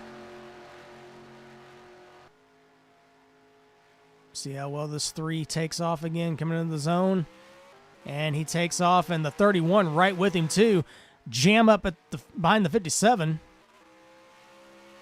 He had a little bit of a hiccup with his internet, it sounded like, but he's back and rolling. As they come into turn 1, Joyce trying to stay alongside of Sidnor. Oh, and around goes several cars on the back straightaway. Yellow's out. 16... did not quite get the lead, but we're going to drop back and take a look and see there. 47 around.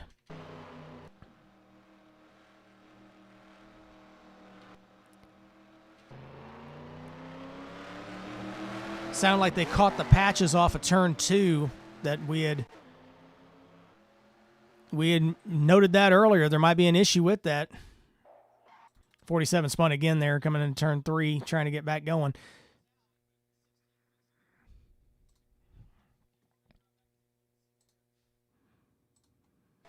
So here they go, coming off turn 2. Everybody kind of catches these patches off of turn 2, and the 47 goes around. The 4 does an incredible job of trying to stay off of him, Krastowski. And the 95 was right there as well. He's been close to a lot of it tonight.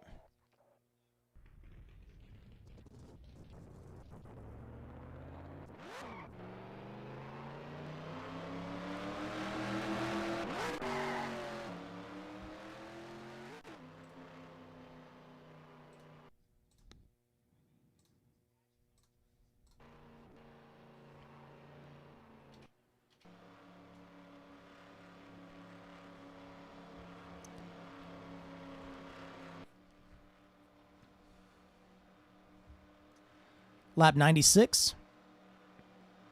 Been pretty well the wild ride we were thinking it was going to be here.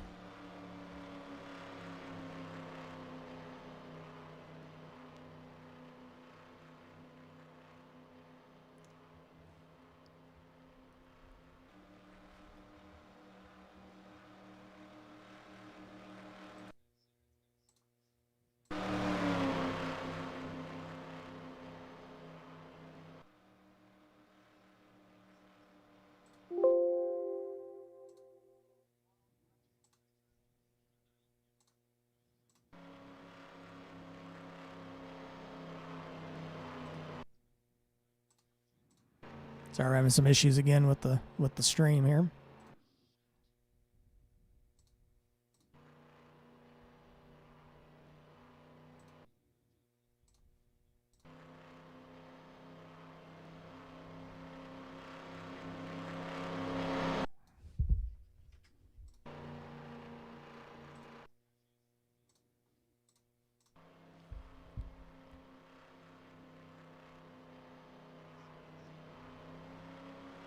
See if that kind of smooths it out. I apologize for the somewhat choppiness we've had tonight. Steelman running the Steelman line to make the choose down the front straightaway, but Sidnor and Ingram once again on the front row. Bordeaux and Joyce in row 2. Steelman and Lovell in row 3. Marotta and Peterson in row 4.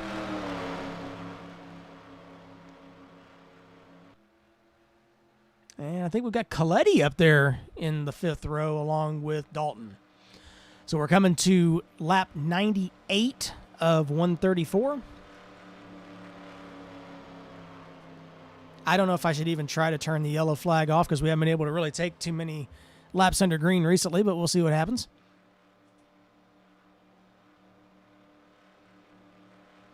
Apparently Steelman had an issue.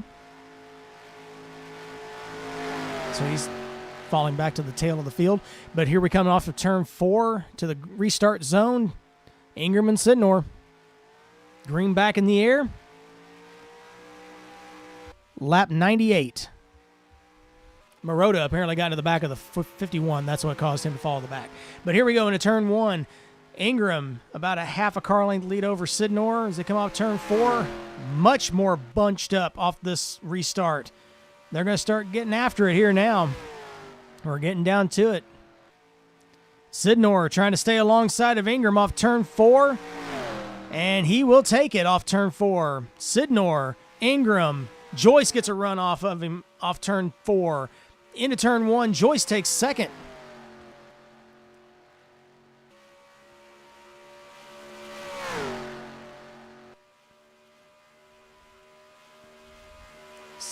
Sidnor, Joyce, Ingram, the top 3.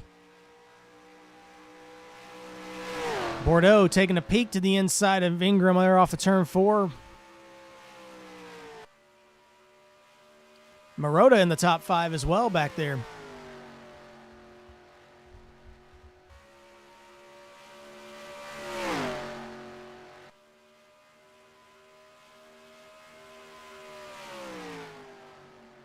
Lovell kind of falling back a little bit as well on that restart. I believe he restarted 4th on that one. He's now back in 7th. Excuse me, 6th.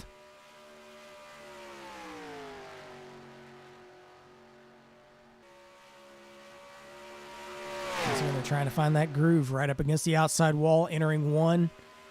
Trying to stay out of those patches on the bottom that have caused a lot of issues for a lot of guys tonight.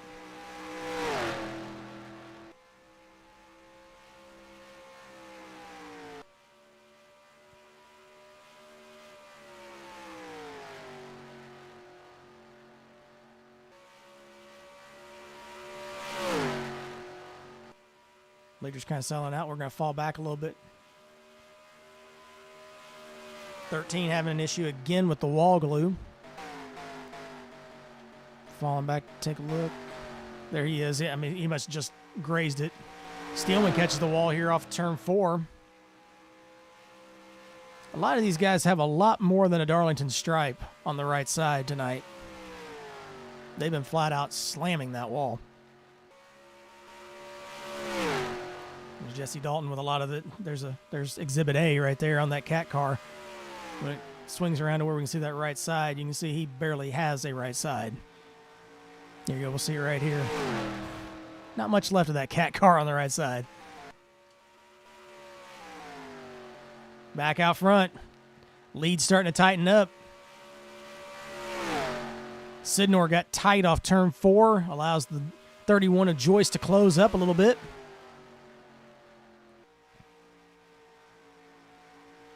Trying to get a run to the inside. Not quite there yet.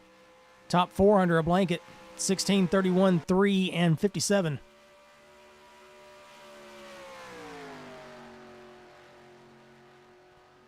Once again, that's exactly what you want to do right there is what the 16 did going into 1. He catches that wall just a little bit with the right rear, allows the car to set, and just accelerate off the corner. Ooh, Noah Joyce. He catches the wall off 4.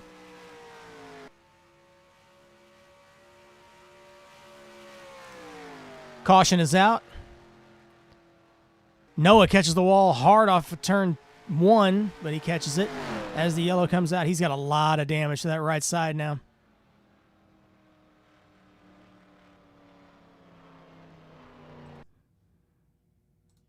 Go back and take a look at what happened to the 13.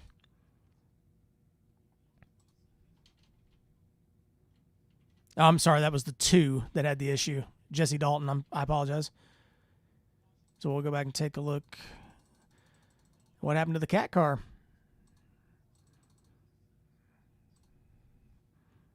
Pretty easy to find out what happened here. The seam again takes out another one.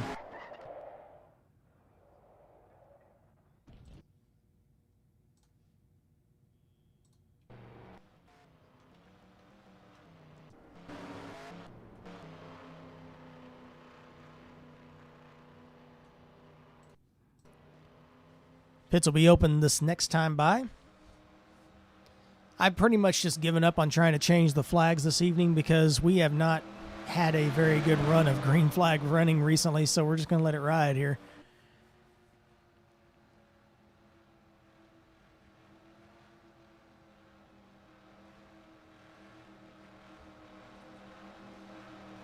Leaders should be pitting this time around. We should be roughly around 24 to go when we restart.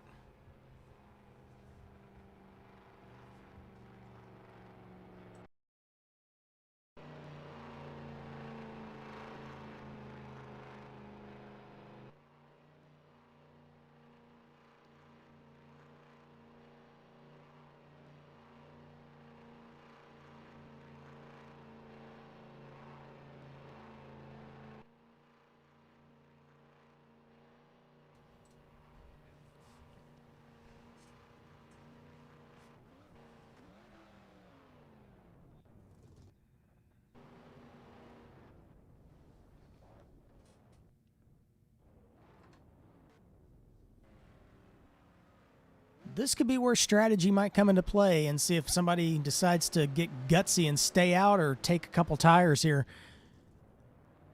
And a good race coming off the pit lane. Somebody had to have been speeding there.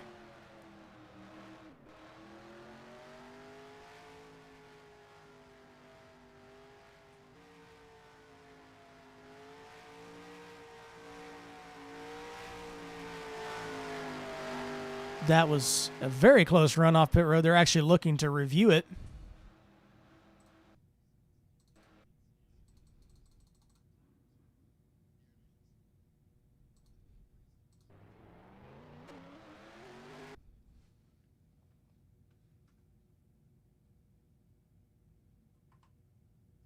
$16 ahead.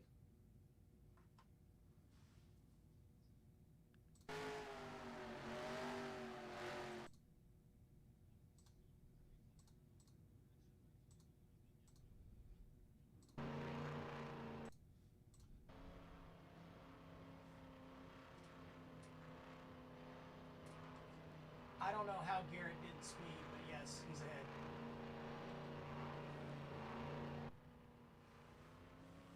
All right. Sorry if you guys heard that. We're just doing a little race control at the same time here. So Sidnor will be the lead car on this restart, along with Ingram alongside.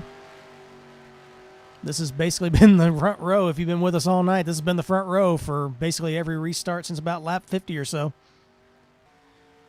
Sidnor, Ingram, Bordeaux, and Doe had to have been one of those to make a gutsy call, so we're going to see what happens. The early leader, and he's been through several incidents. He's now in row 2. Could be interesting. Got the 81 and the 7 in row 3. 81's had his share of problems tonight as well. Row 4, Lovell and Barnes, as we come to the restart with 110 completed, or coming to 110. 24 laps to go when they hit the green flag here. 6:25 to go. Green flag in the air. Sidnor, best restart he's had all night. The worst restart that the three's had all night. Bunches up the inside lane. Sidnor clears the entire pack by about 4 car lengths going into turn 1. Ingram settles into second. Doe settles into third. Bordeaux settles into fourth. As Coletti going for fifth underneath Peterson gets a little loose, but he pulls away. Front 5 separate out.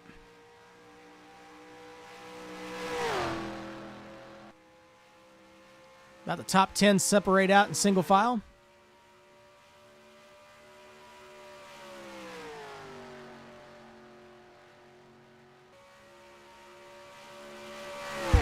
As Sidnor pulls away a little bit, we're going to drop back to this battle for second, which is about 7 cars under a blanket.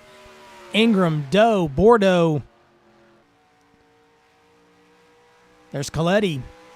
Once again, he's had share of issues earlier, but now he's hunting a top 5 finishing spot tonight.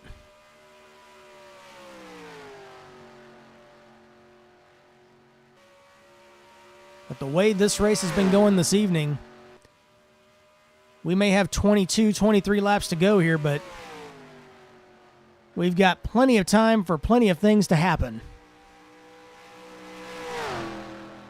We'll have to ask later if that 01 took just 2 tires or what exactly happened there is to get this track position back for that Amoco car. But he's holding up very well there in third place with all the damage and everything he's went through, but evidently that damage was not as bad as we were thinking. We just couldn't get the track position back until now. Oh, the 57's around off turn 4, and he hits the inside wall. Single car, no caution. Unfortunate for Tommy Bordeaux, it just came around off turn 4.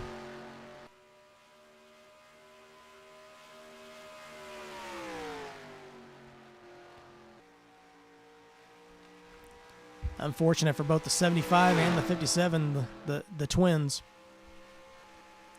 Trouble off turn 4. Several cars involved. The 10. Oh, the 10 and the 2 go upside down. Several cars involved off turn 4. The 10's going to be done.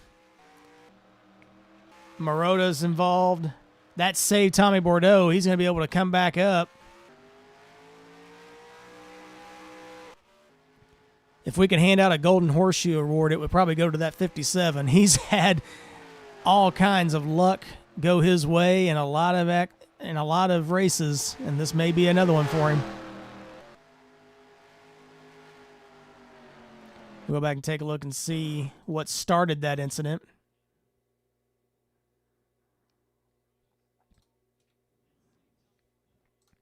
I think it's going to start here with Marota as we go into turn 3. Again, that line, around it goes. He catches the 10. 10 goes around. 10 and the 2 destroy each other on the inside. Ruiz, again, slides up and hits the wall. I think the 2 might be done as well. Haven't gotten confirmation that the 2's done. But considering how hard him and the 10 hit, apparently they are fixing the car. And actually, there's the 2 rolling around right now. And I don't know,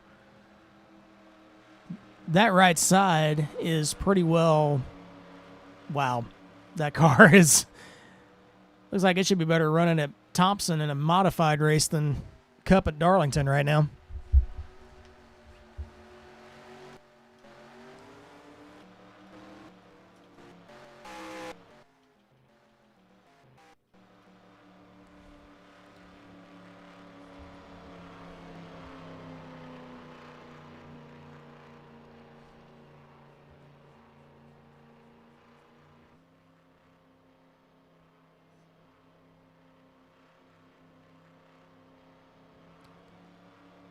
So the top 10 to 12 cars did not pit, and as many of the cars that were involved in the wreck that pitted. So they're coming to the choose cone this time.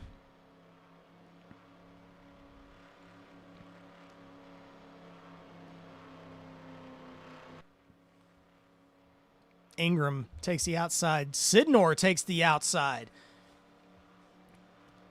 This is the first time that these two have not been side by side on a restart pretty well all night. But look who has slid to the inside of row one, the early leader, Huang Do, the lights winner from Monday night. Could he pull off an improbable come-from-behind win? Do and Ingram, row one. Coletti and Sidnor, row two. Barnes and Lovell, row three. Pace and Peterson, row four.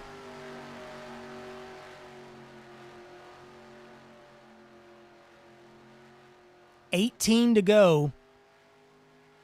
Should be 17 to go when they come to the green.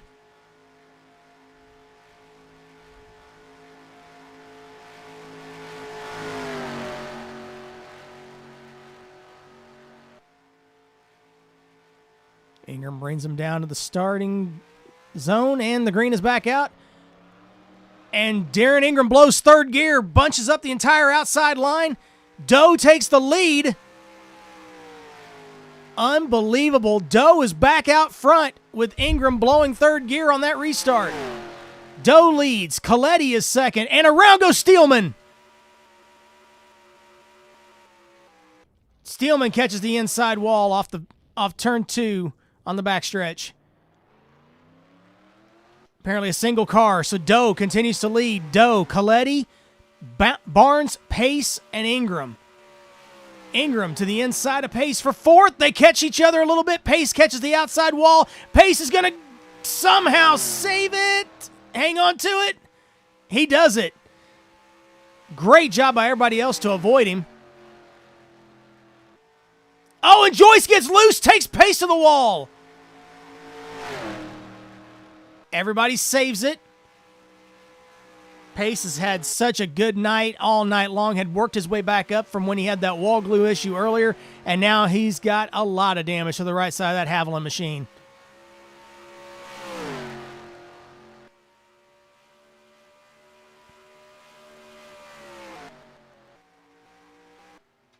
Do, Barnes, Ingram.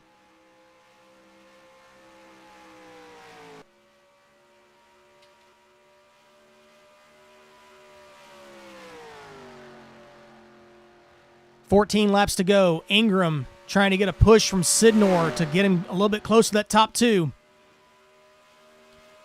He's got Lovell and, I believe, is that Coletti? Yes, Coletti back there as well, trying to close up on him. How about Huang Do?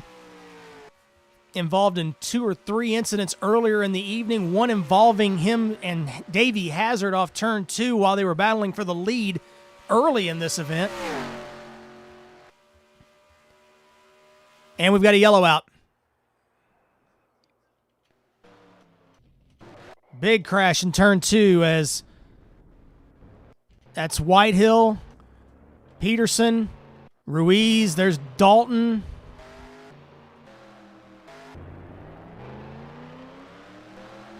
Several cars involved there. We'll go back and take a look.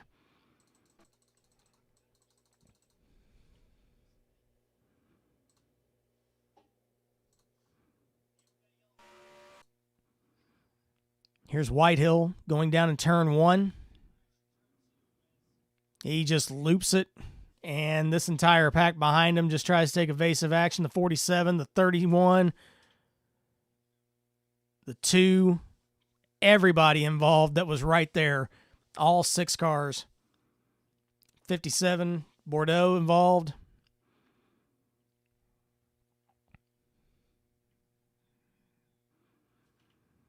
Unfortunate for Bordeaux. Had a good car all night.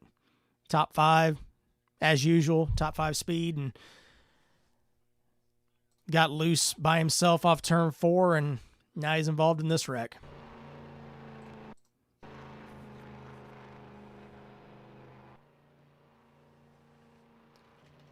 Will this be the final pit stop? Everybody is pitting this time. You can't speed this time.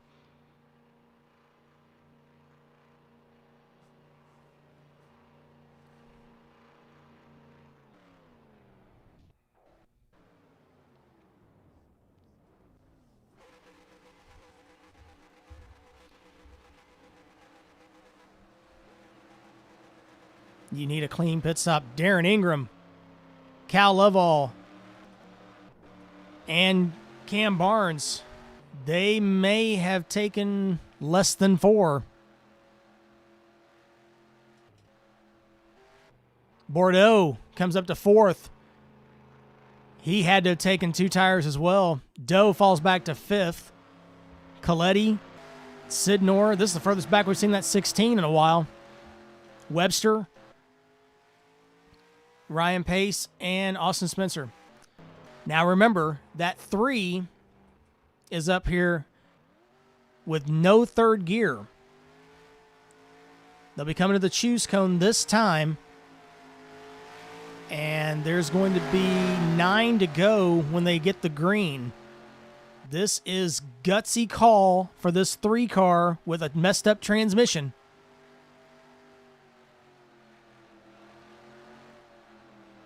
Not for sure what Weaver is doing. He's just getting out of the way. Okay. We saw that car on fire, and it was very realistic with the damage on the roof that it looked like it was just on fire.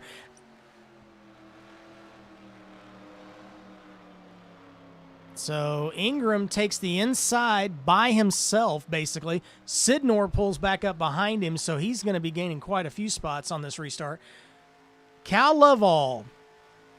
Haven't mentioned that UPS car much tonight, but there he is in the hunt on the outside of the front row. This could be a wild finish. Probably will be a wild finish.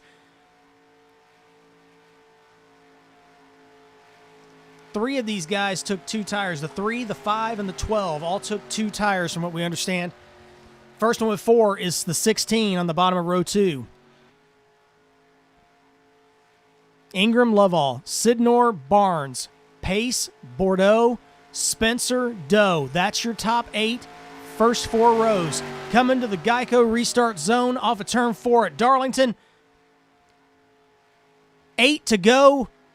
Green flag back in the air. Ingram gets a shot from the back from Sidnor, trying to get going. Can't do it. Lovell takes the lead, followed by Barnes. The 2 Fords take off in turn 1. Bordeaux comes back up, takes 3rd away from Ingram. They get loose off of 2. They hang on to it as the 2 Fords try to scamper away from the pack. Bordeaux closes back up in 3rd. Doe comes around the outside of Ingram for 4th. Getting very racy off turn 4. Doe comes to the inside of Bordeaux.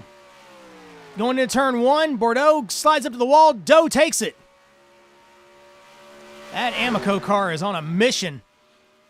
Joyce and Krastowski take the wall off turn 2. Everybody settles back in. Everything's good. The front 2 Fords trying to hold off the Camry of Doe off turn 4. Barnes trying to block Doe. Can't do it. Doe goes to the outside. Doe catches the wall off Barnes as they go into 1. Sidnor closes up on the back of Doe now off 2. Pace catches the wall. Joyce catches the wall off 2. For those of you tracking at home with the turn 2 counter. Sidnor looking to the inside of Doe, and Doe goes around. Doe catches it.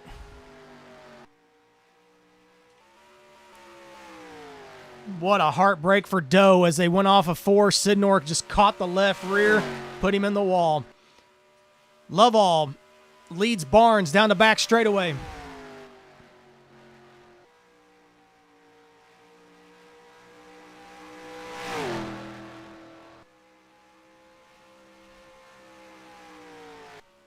Yellow's out.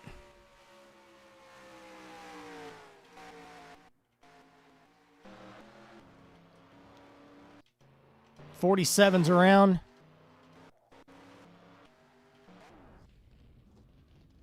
We'll go back and take a look and see. It sounds like the 8 might have been involved as well.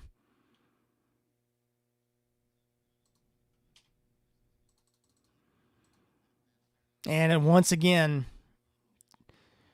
take a drink. It's the line in turn 3. The 8 car catches the line. Around he goes. 47 spins to avoid. 45 slams into him. 2 car involved as well. That's just been the theme of the night in turn 3.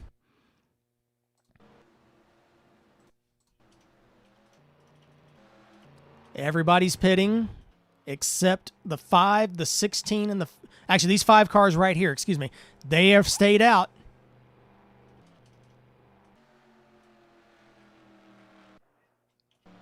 Is that going to be the winning call?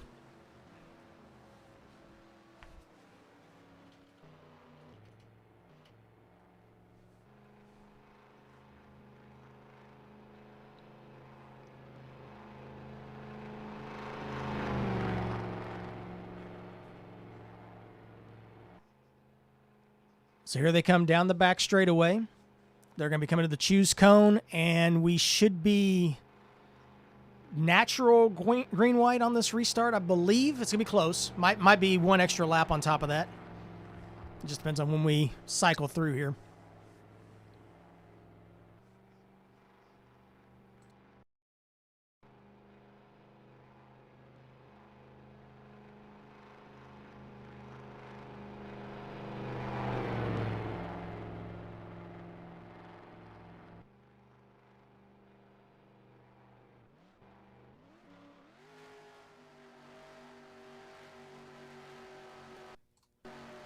Getting a report that it was actually second gear that Darren Ingram originally broke, and now he's missing first gear. So a big disappointment for that 3. They've been dominant all night long.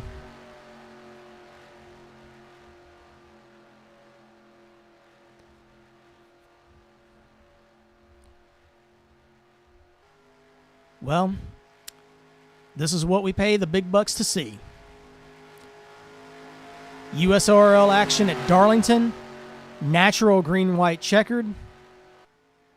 The top 5 did not pit.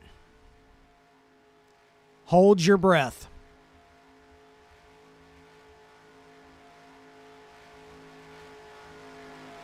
Lovell, it will be the control car with Sidnor alongside. Row 2, Pace and Bordeaux.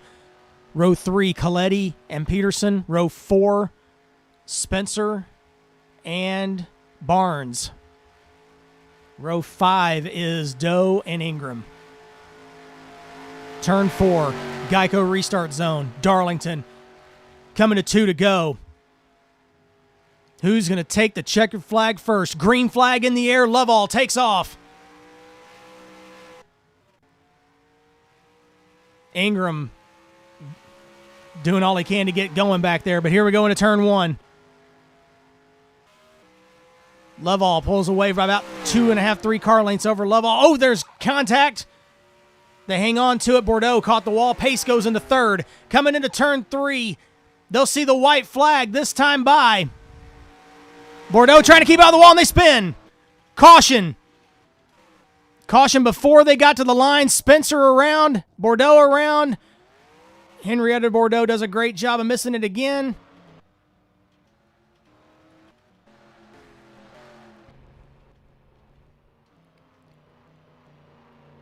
We'll go back and review what happened there. This will be the first attempt of the green-white checkered coming up.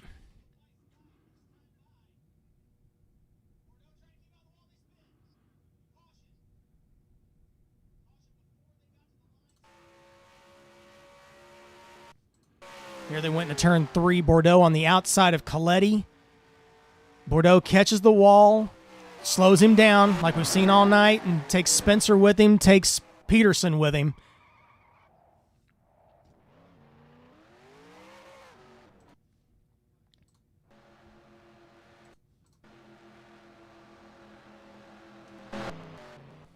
Just a few cars taking advantage of this caution to pit. Green-white checkered attempt number 1 coming up. No choose cone this time. That'll be the next time around.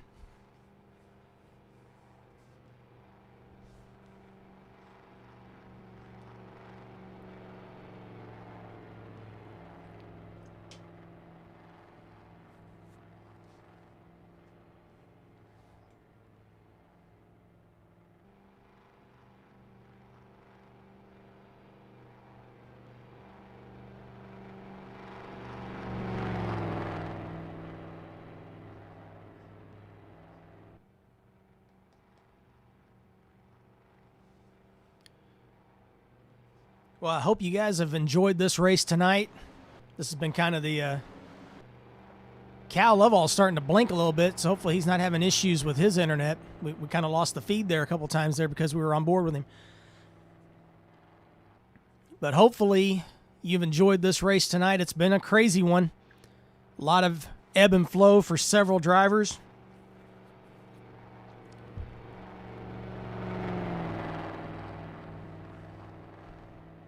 Coming to the choose cone now.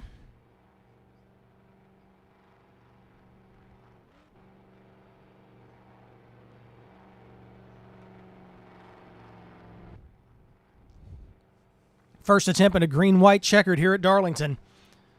Lovell Sidnor. Coletti and Pace in row 2.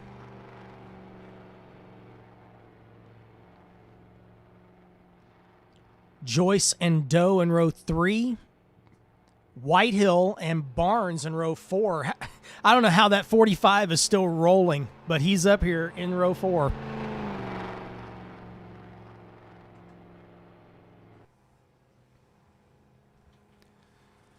Ingram and Barnes in Ingram and Webster in row 5. First attempt at green-white checkered at Darlington. Once again, buckle up, hold your breath, do whatever you need to get through these next couple of laps.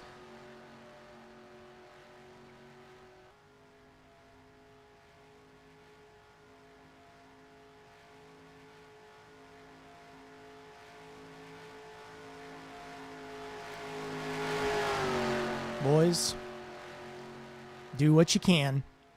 Here we go. Geico restart zone. Green-white checkered attempt number 1. Green flag out. Lovell takes the lead. They bunch up on the front straightaway. Lovell pulls out to about a 2-car length lead. Pace trying to go for second on the outside of Sidnor. Can't do it. He's starting to blink a touch back there as they come off 2. I don't know how they didn't wreck off a turn 2 that time when Pace caught the wall. Going into 3, looking for the white, and around goes Pace. Whitehill, Webster, Peterson. Krastowski's now involved. Ingram's involved. The 47's involved.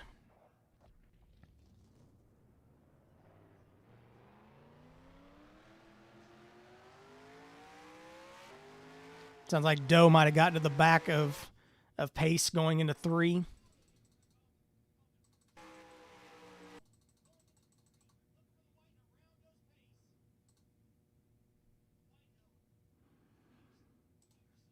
There they were going into turn 3. Doe gets in the back of the 15, knocks the 15 down to the 31.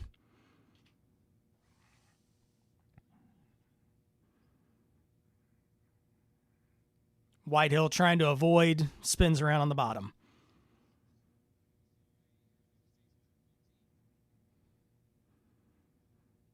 It's so hard to once these wrecks happen, because of how slick the track is, especially around that dotted line on the bottom of the banking, that it just sucks the car around, and it's just so hard to do evasive maneuvers. But several of the guys did a really good job of avoiding it on this go.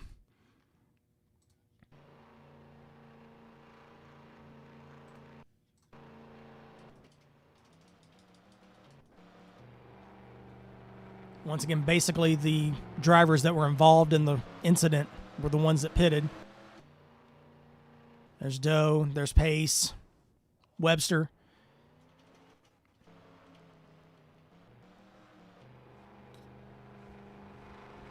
Second attempt at a green-white checkered.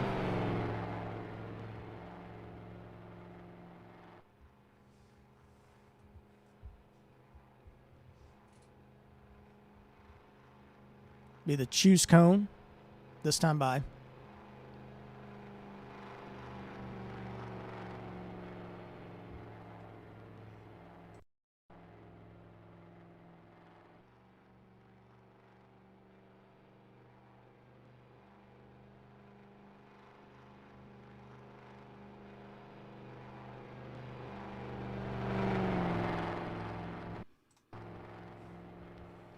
Coming to the choose cone.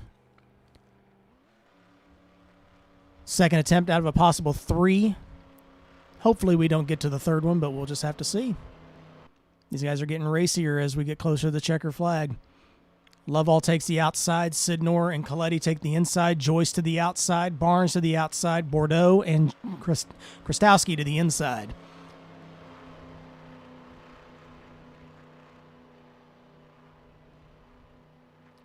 Once again, can you hold your breath for about 45 to 50 seconds once we take the green?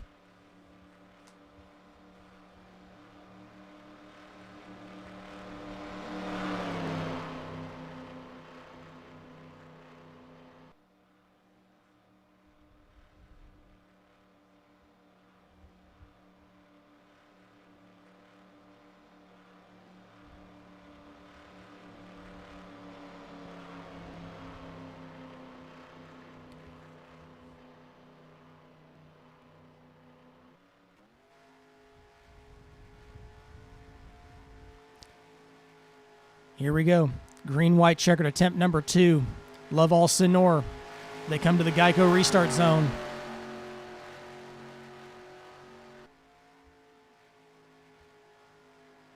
Hold your breath. Green back in the air. Lovell.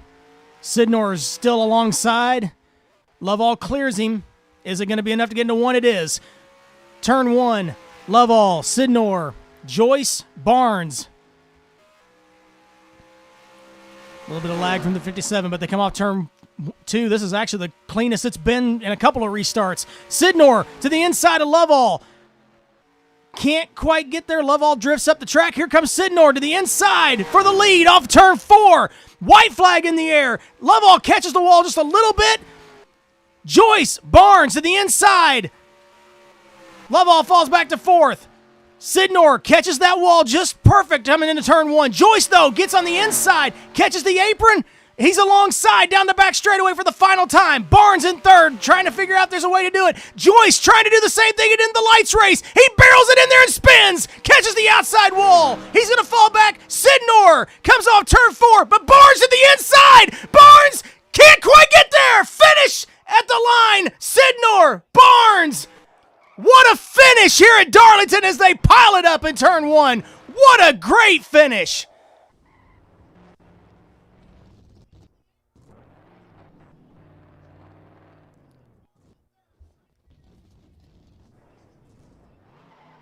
Can't get any more entertaining than that, everybody. What a finish between Sidnor and Barnes.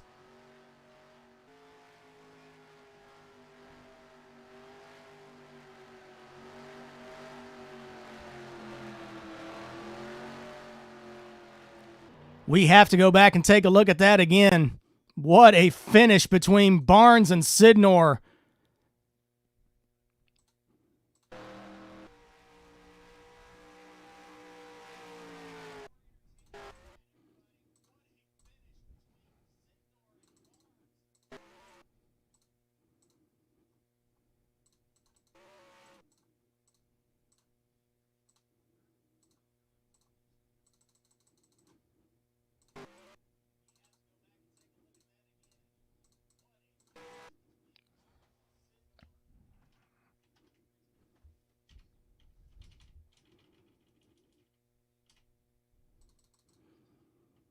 So here's what we're going to see going into turn 3. We're going to go with slow-mo here. Turn 3, Joyce barrels it in there just like he did during the lights race, but this time it breaks loose. He catches the outside wall. Sidnor also catches the wall off of 4. That's what slowed him up enough for Barnes to get the run at him. And at the line, Barnes comes to the inside. Sidnor blocks him. At the line, it's Sidnor by half a car length. What a great finish. Barnes goes for a nice ride into turn 1. Great finish here at Darlington for the USORL Throwback Evening. We'll be back in just a moment.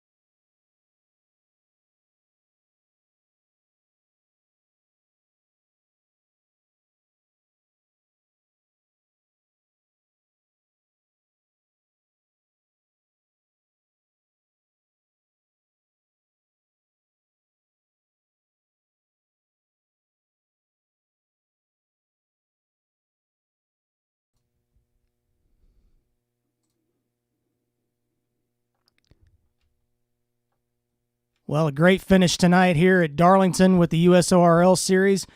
We got Cam Barnes, who finished second here. Cam, what a way to come back from a couple little issues you had earlier in the evening. But tell us about that finish coming off turn 4 with Garrett.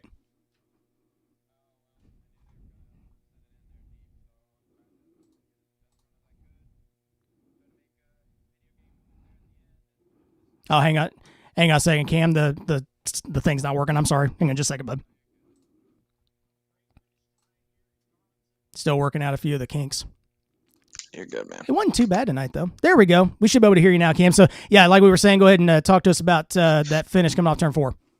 Yeah, I knew they were going to send it in there pretty hard. I knew I had the best tires out of the three of them, so I kind of ran how I normally would and laid off a little bit and got the run out of the corner. It just wasn't enough. He had just a little bit too much momentum. He needed him to hit the wall a little bit more harder there, and I would have had him. But, tough deal. 12-car ran great all night. Just got caught up in stupid issues, and then put myself in the back and couldn't recover and got caught up in other people's stuff. But other than that, it was a pretty good race. Enjoyed it a lot, and hopefully cover next week. Sounds good, man. It seemed like turn 3 seemed to be the trouble spot for a lot of guys tonight, and I'm sure you were kind of hoping that both Garrett and Noah would kind of charge into that turn 3 a little bit harder like Noah did and maybe take both of them out and you just have clear sailing, but didn't quite get there. Yep, I kind of figured what was going to happen and was happy to settle on third, but it almost worked out. The racing gods almost shined on me tonight, but it just wasn't me. Hey, checker flags mean a lot when you come off turn 4 and you see one right there in front of you. You kind of want to go for it, but great run tonight, and thanks for talking to us tonight. Appreciate it. No problem. I hope you guys enjoyed. Absolutely. I think everybody did.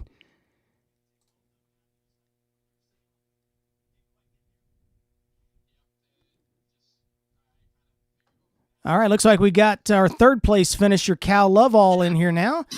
Cal, you were kind of quiet all night long in that UPS Ford, but you came on strong there at the end. Tell us about your run.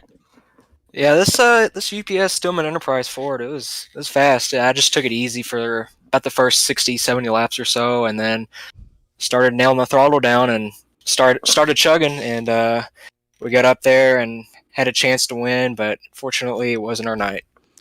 Yeah, I hadn't really talked about you much at all night, to be honest with you, until all of a sudden you came up there on the front row on one of those restarts. But you kind of made it interesting there at the end with the 12 and the 16.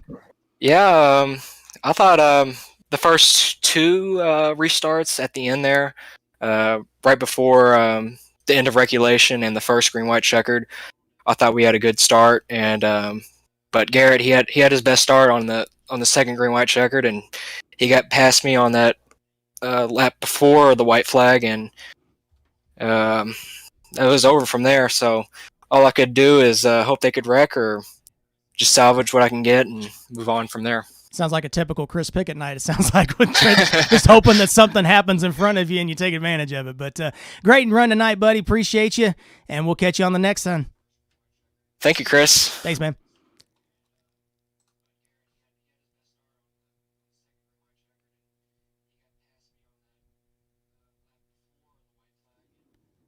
Still waiting if we can get the winner in here, Garrett Sidnor. I think he's still maybe reviewing some things.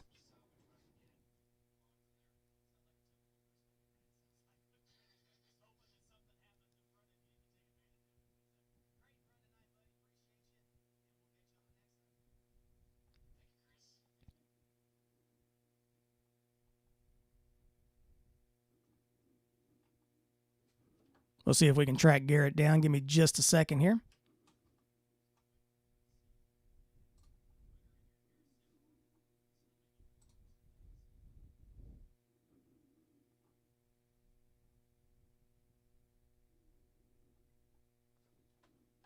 Garrett Sidnor, how are you, buddy? There are many mixed emotions going through my brain right now. Along with part of a 12 car too, right? Yeah. I won in a good bit in the Cup Series. It's been a minute, and I knew that I was on older tires. I just had to make the most of it there. It's all about putting yourself in position, and even though it was a rough way to get one, it's always happy when that happens. Absolutely. You guys seem to be, you and Darren seem to be kind of the class of the field, especially about after lap 40 to 50 roughly in there. After Huang and Davey had their issue off of 2, it seemed to be the Ingram and Sidnor show there for pretty much the entire race until Ingram had his problem with the transmission there toward the end. But that run coming off of turn 4, what did you think when Noah just tried to just bonsai you going into turn 3? Well, I knew with those fresher tires, they were coming, and it was a matter of if I could send it, and I knew it wasn't going to stick completely. I just had to have enough where I could have at least did what I did to Cam off of 4 and had the opportunity to either block or door him, because that's what ultimately won me back to the line. But yeah, for sure. Noah was pretty fast. Darren had a really good long run car, and I hate it for other people in the race who probably had a better shot and faster cars. But it's just the way the races go, and I'm more shocked than anything because I just didn't think I would be winning this tonight. I'll tell you what, this is my first broadcast for the Cup Series, and to come down to that kind of a finish I didn't know how to even react when I saw it. It was actually pretty impressive. But it seemed like turn 3 seemed to be just a cluster for a lot of people tonight. And one thing that I was really noticing was the grip level right by the wall in turn 1. You seem to be one that could really make that work going into turn 1, getting that right rear right up against the wall and carrying the momentum off of turn 2. That seemed to be kind of your bread and butter most of the evening. Yeah, that was definitely our strong suit, was launching her down in the turn 1 and then just rolling it off the bottom of the 2. That was probably my favorite part of the track the whole evening, because that's how I set people up and at least tried to pass them in the 3, because, man, we were really bad trying to exit 4 the whole race, and that's how Darren would catch us after 5 laps, and that's how Noah caught us there coming to the white. And that's the whole thing too, is that like if I didn't ever get the opportunity to have him and Cal side by side, I might have lost the race in turn 3. Yeah. So for sure, really good and won that whole race. That was pretty much my favorite part of that setup. Absolutely. Well, you gave us a great show. Every one of us, including yourself, probably butt puckered when Noah dove it off into turn 3. He did that same maneuver in the lights race trying to get by Huang, and it was kind of interesting to see how that all shook out, but this time it didn't quite work out for him. But you came home the winner tonight by about a half a car length, and all heck broke loose there at the line. But Great show. We appreciate it, and we'll catch you next week. For sure. Thank you very much. Thanks, Garrett. Well, guys, it's been a great evening of racing here at Darlington with the USORL AlphaTauri Cup Series. Hope you enjoyed it here on Fast 29. We'll be back for the Atlanta race. I believe that's in 2 weeks. I'll be back behind the wheel of my rides on Friday night. I cannot remember off the top of my head after the race that we saw tonight where we're at, but we're excited about it, so we'll see you then. For now, Chris Pickett signing off, Fast 29. Good night.